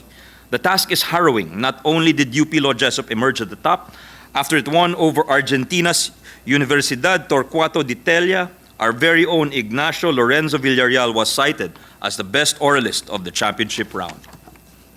It is important, Mr. President, that we highlight today that both winning teams would not have succeeded were it not for their coaches and faculty advisors, Senior Lecturer Marian Vitug and Associate Professor Romel Casis, and of course, Dean Darlene Marie Berberabe. It was with their guidance and constant support that the respective UP College of Law teams had succeeded so spectacularly in the global scene. That is a hallmark of the kind of educators that the UP College of Law is blessed with. The people who frequent Malcolm Hall at UP Diliman know very well the words attributed to the U.S. Supreme Court Justice Oliver Wendell Holmes, nandun po sa Marmol, pagka-entry po dun sa UP, sa Malcolm Hall, where it says, the business of a law school is not sufficiently described when you say it is to teach law or to make lawyers. It is to teach law in the grand manner and to make great lawyers. Araw-araw ito nakikita sa mga pumapasok sa lobby ng Malcolm Hall. Marahil taglay ang diwa nito, ginabay at hinanda ni na Professor Vitug at Casis at ni Dean Berberabe at ang kanyang mga kasamang profesor ang ating mga koponan para maabot nila ang mga pandaigdigang panalo na ating hinahangaan ngayong araw. Mr. President, naglalaan po tayo ng panahon para kilalanin ang mga panalo ng ating mga kababayan dahil pinapaalala nila sa atin ang angking galing at talino na taglay ng Tatak Pinoy. Iba po ang Tatak Pinoy. Mabuhay po ang UP College of Law, ang UP Law Jesup Team, ang UP Law Stetson Team. Congratulations po sa inyo. Thank you, Mr. President. Thank you very much, Senator Angara. Mabuhay din po si Sani Angara, Mr. President. Yes, a product of UP Law. So, Yes, Mr. President. together with several here. Maraming UP Law dito. Thank you, Mr. President. Mr. President, our Deputy Minority Leader, Senator Risa Ontiveros, would like to co-sponsor the measure, Mr. President, on Senate Resolution number 988, taking into consideration proposed Senate Resolution number 992 and 1004, Mr. President. Yes, yes, we'd like to recognize Senator Risa Ontiveros. Not yet ready or suspend first? Senator Pia Cayetanos. Mr. President, yes. We can recognize Senator Pia Cayetano first. Senator Pia Cayetano, Mr. President. Also a product of UP Law. Mine is just a manifestation, Mr. President. Yes. In the interest of time, I will insert into the record my co-sponsorship speech, but my manifestation is also directed to Senator Angara and his team. They failed to, we are all proud of the accomplishments of the UP College of Law students and of course their professors and mentors, but Senator Angara, I'm referring to you, so Senator Tolentino, please do not talk to Senator Angara. So Senator he can hear Angara, me. you're being requested to listen to the manifestation of Senator Cayetano. I know, that's why Senator Tolentino, just 30 seconds. So Senator Angara failed to mention one small but very important fact in the delivery of his speech. 3 of the Jesup Moot Court participants are our sorority sisters. And we have to mention it because, of course, I am a proud Deltan and Senator Angara is a proud Sigma Rhoan. So we'd like to mention that Shinjen Viernes, batch 18, Pauline Samantha Sagayo, batch 20, and Mary Regine Dadole, batch 21. A few years ago, when the late Senator Angara, former Senate President Drilon, Senator Angara, who else? There were a couple of Sigma Rhoans here, much more senior than me. But sadly, I find I shouldn't say sadly, but now I think I'm the most senior among the Deltans and the Sigma Rhoans here. So it is my duty to call out the younger generation of Deltans who we are very proud of. So congratulations. And I single them out, kindly indulge me because, we have a bond that transcends time, but I'm proud of each and every one of you, not just the Deltans. Thank you very much, Mr. President. Thank you very much. May I just ask if Senator Tolentino is a product of UP Law? Ateneo, but maybe he has a master's in UP because he has 4 masters. No, wala pa sa UP. From Michigan and Columbia, Mr. I'm President. sorry, imported pala yung kanyang masters. Our Yes. resident legal expert, Mr. President.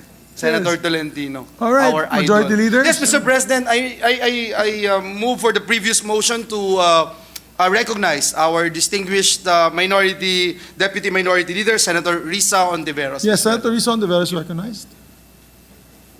Salamat kaayo, Mr. President. Mr. President, pinagmamalaki ko pong i-co-sponsor itong mga resolusyon.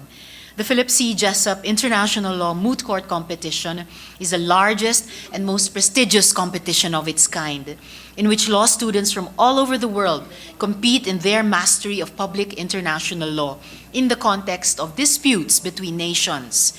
This year, the UP Law Jessup team emerged as world champions, besting over 642 teams from more than 100 countries and made our country proud. As an aside po, I'd like to mention that all the lawyers in my staff hail from the UP College of Law. Also, so I share in their pride kahit ako po'y loyal na Blue Eagle.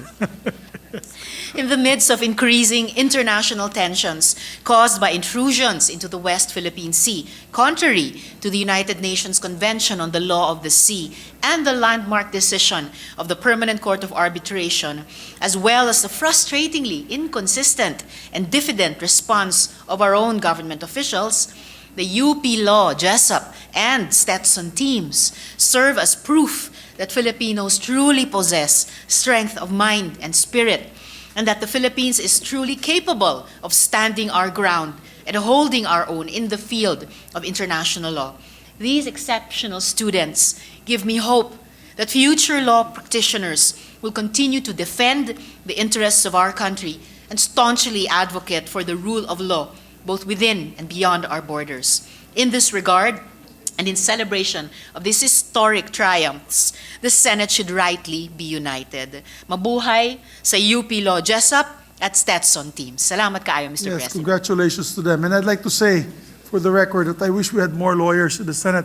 I hope the next batch of senators would have also distinguished lawyers. They're very hard to find now. Maybe We really miss the likes of Senator Gordon because he was unique. He was a maroon eagle, Mr. President. he was a blue maroon. He was a maroon eagle. Maroon eagle. Yes, I hope that we can get more lawyers as well to this distinguished institution, and that we re-elect our lawyers like Senator Tolentino. That is why I'm always campaigning for you, Senator Tolentino. You are recognized, sir. Thank you, Mr. President. I associate myself with the statement speech given by Senator Angara, as the University of the Philippines should always be recognized as one of the torchbearers in our legal system. And I recognize and associate myself with Justice Malcolm. Justice Malcolm has always been a legal pillar, not just here in the Philippines, but in other jurisdictions as well. So we congratulate the winning students coming from the University of the Philippines College of Law, a place where I reviewed for the bar exams, Mr. President. Maraming salamat po. Maraming salamat, Senator Tolentino. And I'm sure the elation is supported by Senator Pimentel, who is also bar top-notcher, a graduate of UP Law, Pride of UP Law, Mr. President. and a chess champion at that. Yes. Yes, Mr. President, may I also mention, Mr. President, that my father is part of UP Law. Unfortunately, he didn't graduate because of martial law and writ of habeas corpus. But, Mr. President, I'd like to be associated with the statements made by our dear colleague, Senator Sani Angara. This representation, together with Senate President Pro Tem, would just like to insert into the records our co-sponsorship speech, Mr. President. Yes, thank you. Thank you, take note. Mr. President. We'll do this one by one, Mr. President. There being no member who wishes to interpolate or propose amendments to the measure, I move that we adopt proposed Senate Resolution number 988, taking into consideration proposed Senate Resolution numbers 992 and 1004, subject to style. I so move, Mr. President. There being no objection to the motion, proposed Senate Resolution number 988, taking into consideration proposed Senate Resolutions number 992 and 1004, is hereby approved and adopted by the Senate. Congratulations to the sponsor and to the awardees. Congratulations. Thank you very much, Mr. President. We congratulate our awardees, and Mr. President, with the permission of the body, I move that all members of the Senate be made co-authors of this resolution. There being no objection, motion is approved. Mr. President, no member wishes to interpolate or propose amendments to the measure, Mr. President.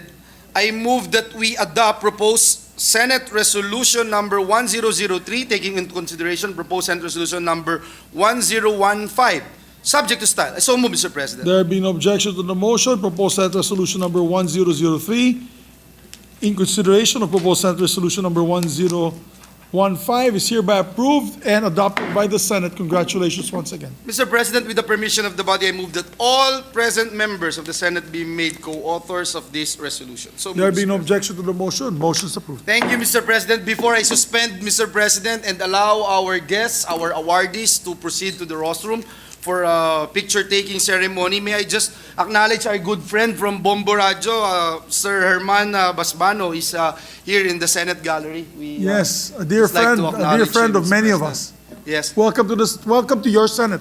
Sir, Thank you, Mr. President. He's I also move- president of the KBP. Yes, Mr. President. Sana ng Broadcasters Yes. ng Pilipinas. Thank you, Mr. President. I move that we suspend the session. Just a reminder before we suspend that we still have a caucus, ladies Yes, and Mr. gentlemen, President. very important caucus to discuss our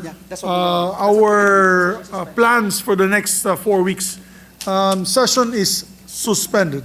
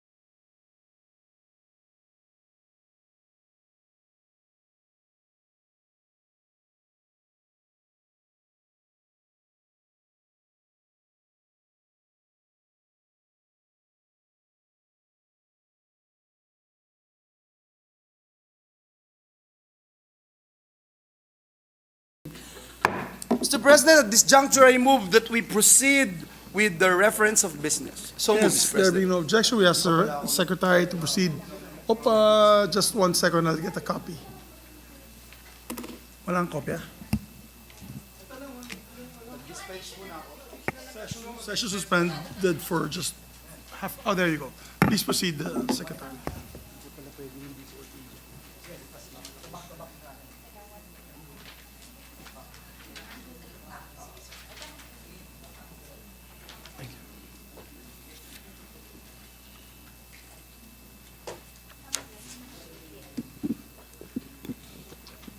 Please proceed, Secretary. Committee reports. Committee report number 247, submitted by the Committee on Public Services on House number 9154, introduced by Representative De Jesus et al. An act granting a franchise to the Romblon Electric Cooperative, Romelco, to construct, install, establish, operate, own, manage, and maintain distribution systems for the conveyance of electric power to the end users in the municipalities of Banton, Corcuera, Concepcion, province of Romblon. Recommending this approval with amendments taking into consideration Senate number 1218, sponsor Senator Poe. To the calendar for ordinary business. Committee Report 248 by the Committee on Public Services on House number 6295, granting a franchise to the Leyte 2 Electric Cooperative, Leyeco 2, to construct, install, establish, operate, own, manage, and maintain distribution systems for the conveyance of electric power to the end users in the city of Tacloban and municipalities of Babatngon and Palo, province of Leyte. Recommending its approval with amendments. To the calendar for ordinary business. 249 by the Committee on Public Services on House number 9805, granting Negros Electric and Power Corporation a franchise to establish, operate, and maintain for commercial purposes and in the public interest a distribution system for the conveyance of electric power to the end users in the city of Bacolod, Silay, Talisay, and Bago, and the municipalities of Murcia, Don Salvador Benedicto, all in the province of Negros Occidental, and ensuring continuous and uninterrupted supply of electricity in the franchise area. Recommending this approval with amendment, sponsor Senator Poe. To the calendar for ordinary business. Majority Leader.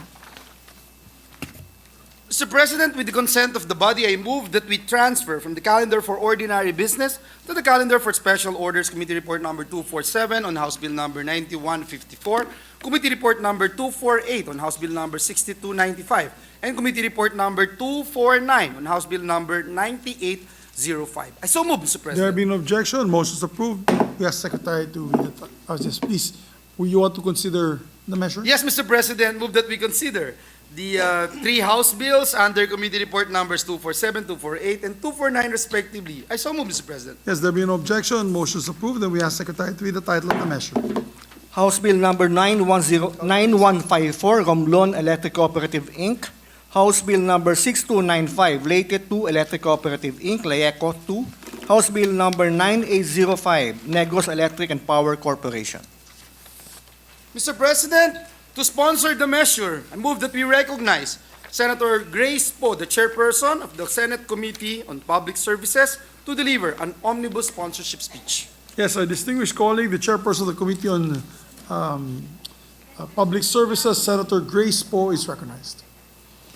Mr. President, distinguished colleagues, good afternoon.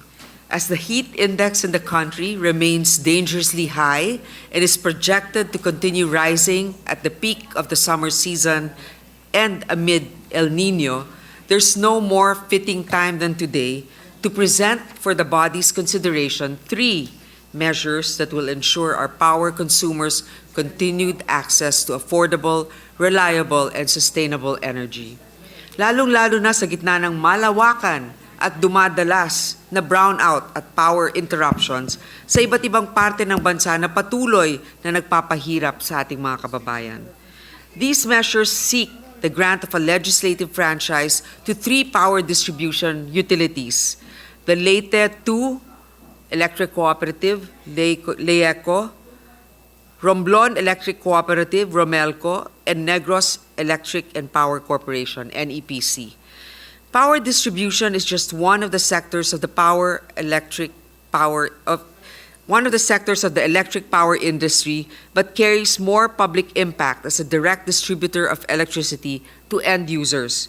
Thus, the demand is high for these distribution utilities to fulfill their obligations as public service providers. Allow me to briefly discuss the credentials of each of our franchise applicants. Under House Bill number 6295, LEECO 2 seeks to continue providing power service to the residents of Tacloban City, Babatngon, and Palo in Leyte. LEECO 2 is a mega large AAA rated and multi-awarded electric cooperative and has consistently topped NEA's overall performance assessment of electric cooperatives since 2015. It is also classified as a green cooperative for meeting all performance standards and parameters, including systems laws, SAIFI, and SADI rating. It also boasts having the lowest power rate per kilowatt hour among electric cooperatives in Region 8. Under House Bill number 9154, Romelco seeks to include in its franchise area the island municipalities of Banton, Cocuera, and Concepcion, in addition to its existing coverage in Romblon's capital and Sibuyan Island under its unexpired NEA franchise. Romelco is also a consistent AAA-rated electric cooperative since 2016 and a model for its renewable energy efforts. At present, Romelco's power mix is composed of 27% renewable energy sourced from their hydropower plant, wind turbines, biomass power plant, and solar rooftops. Their ambition is to source 90% of their energy from renewables in the next 5 years. Lastly, House Bill number 9805 is a measure born out of public clamor for better power service in Negros Occidental. It seeks to grant a franchise to Negros Electric and Power Corporation, a partnership formed through the joint venture agreement between Prime Electric, the same parent company of Iloilo's More Power, and Central Negros Electric Cooperative, Seneco. The existing power distribution utility in the cities of Bacolod, Bago, and Silay, and the municipalities of Murcia and Talisay in Negros Occidental. Kinikilala natin ang mga nagawa ng Seneco sa 5 dekada nitong serbisyo sa mga member consumers sa Negros. Undeniably, through these years, there's been remarkable growth in Western Visayas, which included Seneco's franchise area. However, as demand for power continues to increase, Seneco was unable to keep up with the challenges. Seneco has admitted to its inability to rehabilitate and upgrade its facilities due to its current financial standing. NEA has reported that Seneco is operating at a negative profit margin and has failed to pay its debts timely. In 2023, it was classified as a Yellow 1 electric cooperative for its poor performance on collection efficiency, systems loss, working capital requirements, and financial operations. Amid these difficulties, NEPC has expressed its readiness and willingness to invest capital to modernize the distribution system and address the operational challenges. We believe this investment would benefit not only the franchise area, but also the power sector and the Philippine economy in general. Nakikita naman natin ang nagawa ng More Power sa Iloilo simula nang maipasa natin ang prangkisa nito noong 2019. Consumers in its franchise area now enjoy lower rates, vast improvement in facilities, and better customer service. Ang maganda sa pagkakaroon ng kasunduang ito ay mutual and objective ng dalawang partido na mapabuti ang serbisyo ng kuryente para sa mga Negrense. I would also like to take this opportunity to respond to the issues raised during the public hearing questioning the legality of the joint venture agreement and the execution of a plebiscite. First and foremost, Section 16 of Presidential Decree number 269 or the NEA Act authorizes electric cooperatives like Seneco to enter into contracts. Therefore, the execution of the JVA is left to the wisdom of Seneco. Second, based on NEA's guidance to Seneco, the JVA was considered a sale of Seneco's assets and should therefore comply with Section 36B of Presidential Decree Number 269, which mandates Seneco to secure, number one, affirmative vote of not less than the majority of all members of the cooperative, and two, the consent of NEA. Noong panahong ito, wala pang implementing rules ang NEA para sa nasabing provision. Sa makatuwid, wala ring batas na nagsasabi sa General Assembly dapat makakuha ang consent ng member consumers. Seneco was given discretion to formulate and implement its guidelines for their chosen voting platform, which is through a plebiscite. Third, on claims of irregularities in the conduct of the plebiscite, we are in receipt of the position papers of the regulators and LGUs covered by the franchise area who maintained the integrity of the plebiscite. There were no reports from voting precincts or any remedial action timely filed to protest the voting results. NEA was even tapped to cleanse the master list of voters of dead or missing people. Fourth, Seneco employees will be paid the retirement or separation pay due to them. NEPC will also give preference to hiring qualified employees who will resign, retire, or cease working for Seneco. Hindi naman sila pababayaan.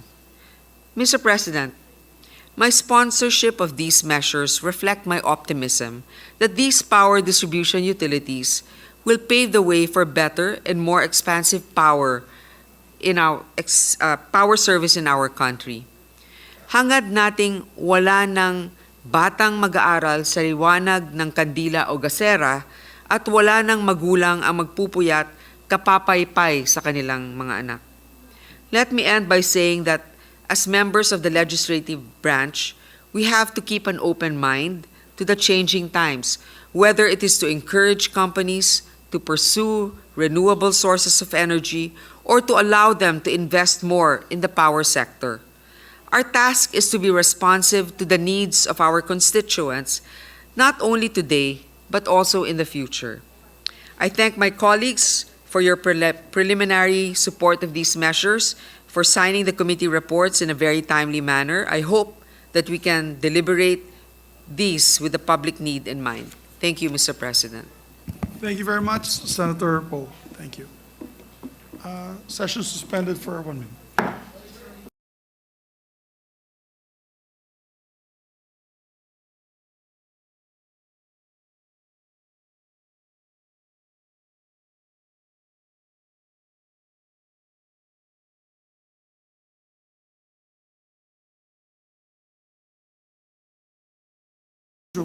Mr. President, to allow our colleagues to study further the measures, I move that we suspend consideration of House Bill numbers 91546295 and 9805. So move, Mr. President. There being no objection, motion is approved. We can do. Yes, reference Mr. President. business? Mr. President, at this juncture, I move that we dispense with the reading of the journals of the 65th session, Tuesday, March 19, 2024, and 66th session, Wednesday, March 20, 2024, and consider them as approved. So move, Mr. President. There being no objection, motion is approved. Move that we proceed with the additional reference of business. There being no objection, we ask Secretary to proceed with the additional reference of business. Bills on first reading. Senate Bill number 2626 entitled An Act Authorizing the City or Municipal Civil Registrar and the Consul General to change the sex and the first name of an intersex person appearing in the Civil Register without the need of a judicial order, amending for this purpose Republic Act number 9048 and Republic Act number 10172, introduced by Senator Ontiveros. To the Committees on Women and Justice. Senate Bill number 2627 entitled An Act Creating an Additional Branch of the Regional Trial Court in the Second Judicial Region to be stationed in the Municipality of Aurora, Province of Isabela, amending for the purpose Section 14, Paragraph E of Batas Pambansa Bilang 129, otherwise known as the Judiciary Reorganization Act of 1980, as amended, and appropriating funds therefore, introduced by Senator Escudero. To the Committees on Justice and Finance. Senate Bill number 2628, entitled An Act Standardizing the Retirement Benefits of Justices, Judges, and Judiciary Officials with Judicial Rank, Salary, and Privileges, and appropriating funds therefore, amending for the purpose Republic Act number 910 as amended, introduced by Senator Legarda. To the Committees on Civil Service, Justice, and Finance. Senate Bill number 2629, entitled An Act Setting the Term of Office of Barangay Officials and for Other Purposes, introduced by Senator Marcos. To the Committees on Local Government. Senate Bill number 2630, entitled An Act Mandating Employers to Provide a Personal Finance Education Program, amending for the purpose Presidential Decree number 442 as amended, otherwise known as the Labor Code of the Philippines, introduced by Senator Estrada. To the Committee on Labor. Senate Bill number 2631, entitled An Act Providing for a 5-year validity period of the professional identification cards of all professionals under the Professional Regulation Commission, introduced by Senator Estrada. To the Committee on Civil Service. Senate Bill number 2632, entitled An Act Enhancing Credit Support to Micro, Small, and Medium Enterprises, amending for the purpose Section 15 of Republic Act number 6977 as amended, otherwise known as the Magna Carta for Micro, Small, and Medium Enterprises, introduced by Senator Estrada. Committee on Trade and Economic Affairs. Senate Bill number 2633, entitled An Act Providing for the Magna Carta of the Out-of-School Youth, introduced by Senator Estrada. To the Committee on Youth and Finance. Senate Bill number 2634, entitled An Act Increasing the Bed Capacity of the Philippine General Hospital in the City of Manila from 1,500 to 2,200 beds and appropriating funds therefore, introduced by Senator Estrada. To the Committee on Health and Demography, Finance. Senate Bill number 2635, entitled An Act Prohibiting the Indiscriminate Use of Beacons, Sirens, and Other Emergency Vehicle Lights and Audio Accessories for Moving Vehicles, except as prescribed by law, providing penalties therefore and for other purposes, introduced by Senator Villanueva. To the Committee on Public Services and Finance. Resolutions. PS Resolution number 979, entitled Resolution Calling for the Appropriate Senate Committee to conduct an investigation in aid of legislation into the implementation of the country's agrarian reform laws vis-a-vis the violent eviction of CLOA holders in Sitio Balubad, Barangay Anunas, Angeles City, and the demolition of their homes, introduced by Senator Ontiveros. To the Committee on Agriculture. PS Resolution number 980, entitled Resolution Expressing the Sense of the Senate Strongly Condemning the Unprovoked Aggression, Continued Harassment, and Illegal and Dangerous Actions in the West Philippine Sea by the China Coast Guard and the Chinese Maritime Militia, and urging and supporting the executive branch of the Philippine government to exert all legal and diplomatic countermeasures against the People's Republic of China in asserting and securing the Philippine sovereign rights in the West Philippine Sea, introduced by Senator Villanueva. To the Committee on Rules. PS Resolution number 981. Mr. President, Yes, just yes. a quick intervention on the referral. Isn't that supposed to be referred to the Special Committee on Maritime Zones, Maritime and Admiralty Zones? I believe it's because it's the resolution expressing the sense of the Senate, and therefore it will go first to the Committee on Rules. It's the sense of the Senate. Oh. Yes. I understand, Mr. President. Thank you. Yes. If it was directly asking for an investigation, it will go straight to your committee. Fortunately, it's the sense of the Senate, Your Honor. Thank you, Mr. President. Thank you. Please proceed.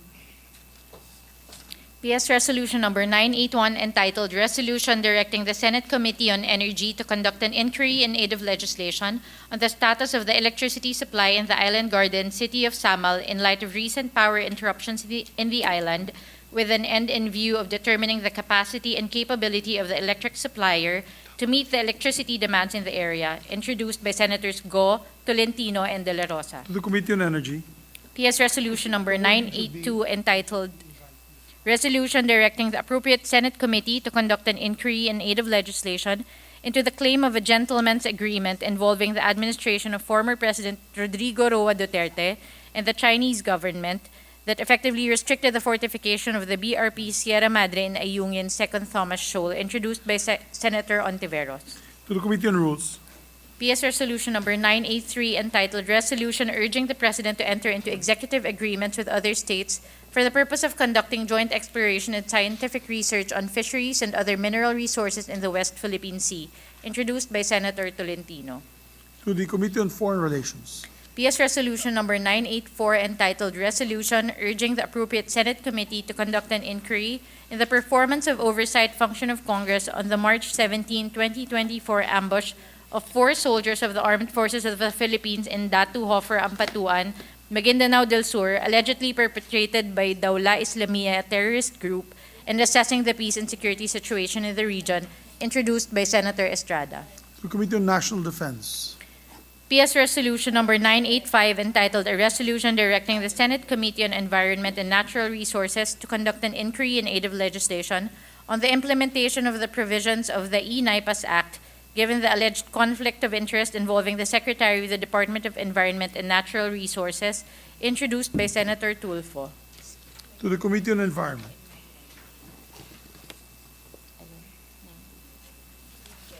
PS Resolution Number 986 entitled Resolution Directing the Appropriate Senate Committee to conduct an inquiry in aid of legislation into the ongoing El Niño phenomenon and recurring water crisis in the country despite the various government initiatives to manage and safeguard the water supply effectively, introduced by Senator Marcos. To the Committee on Environment.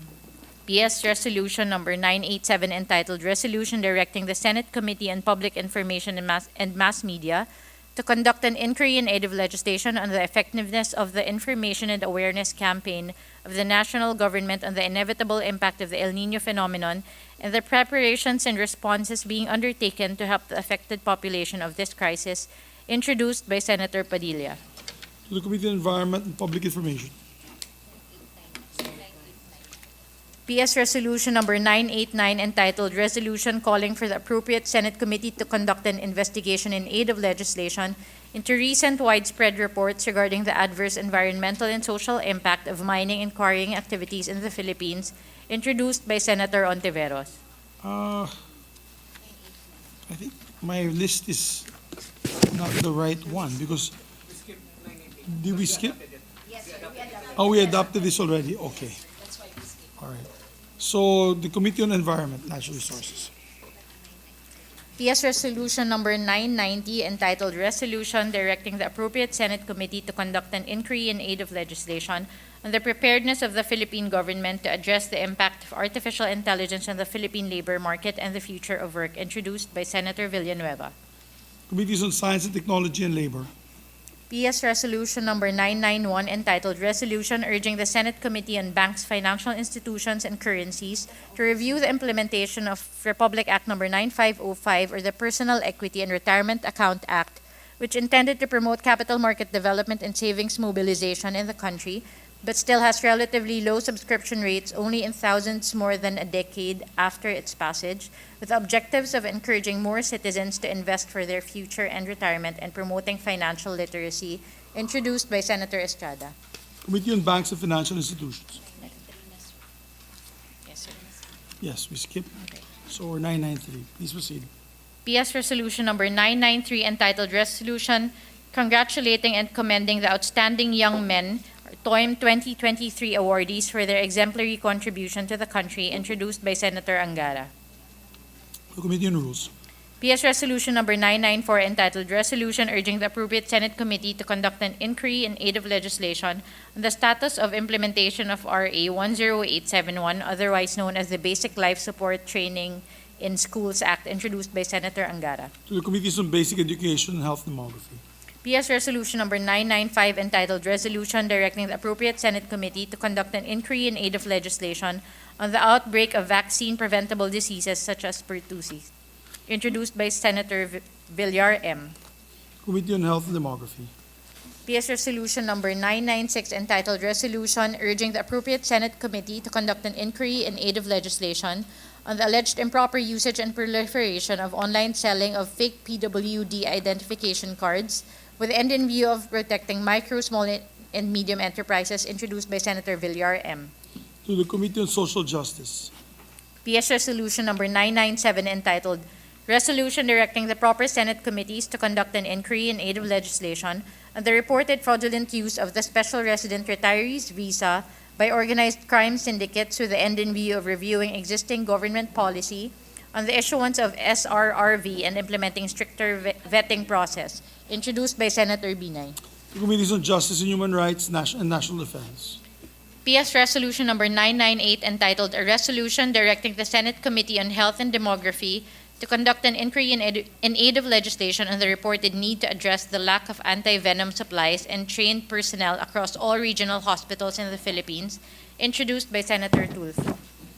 To the Committees on Health and Demography and Finance. All right, Majority Leader. Mr. President, with the permission of the body,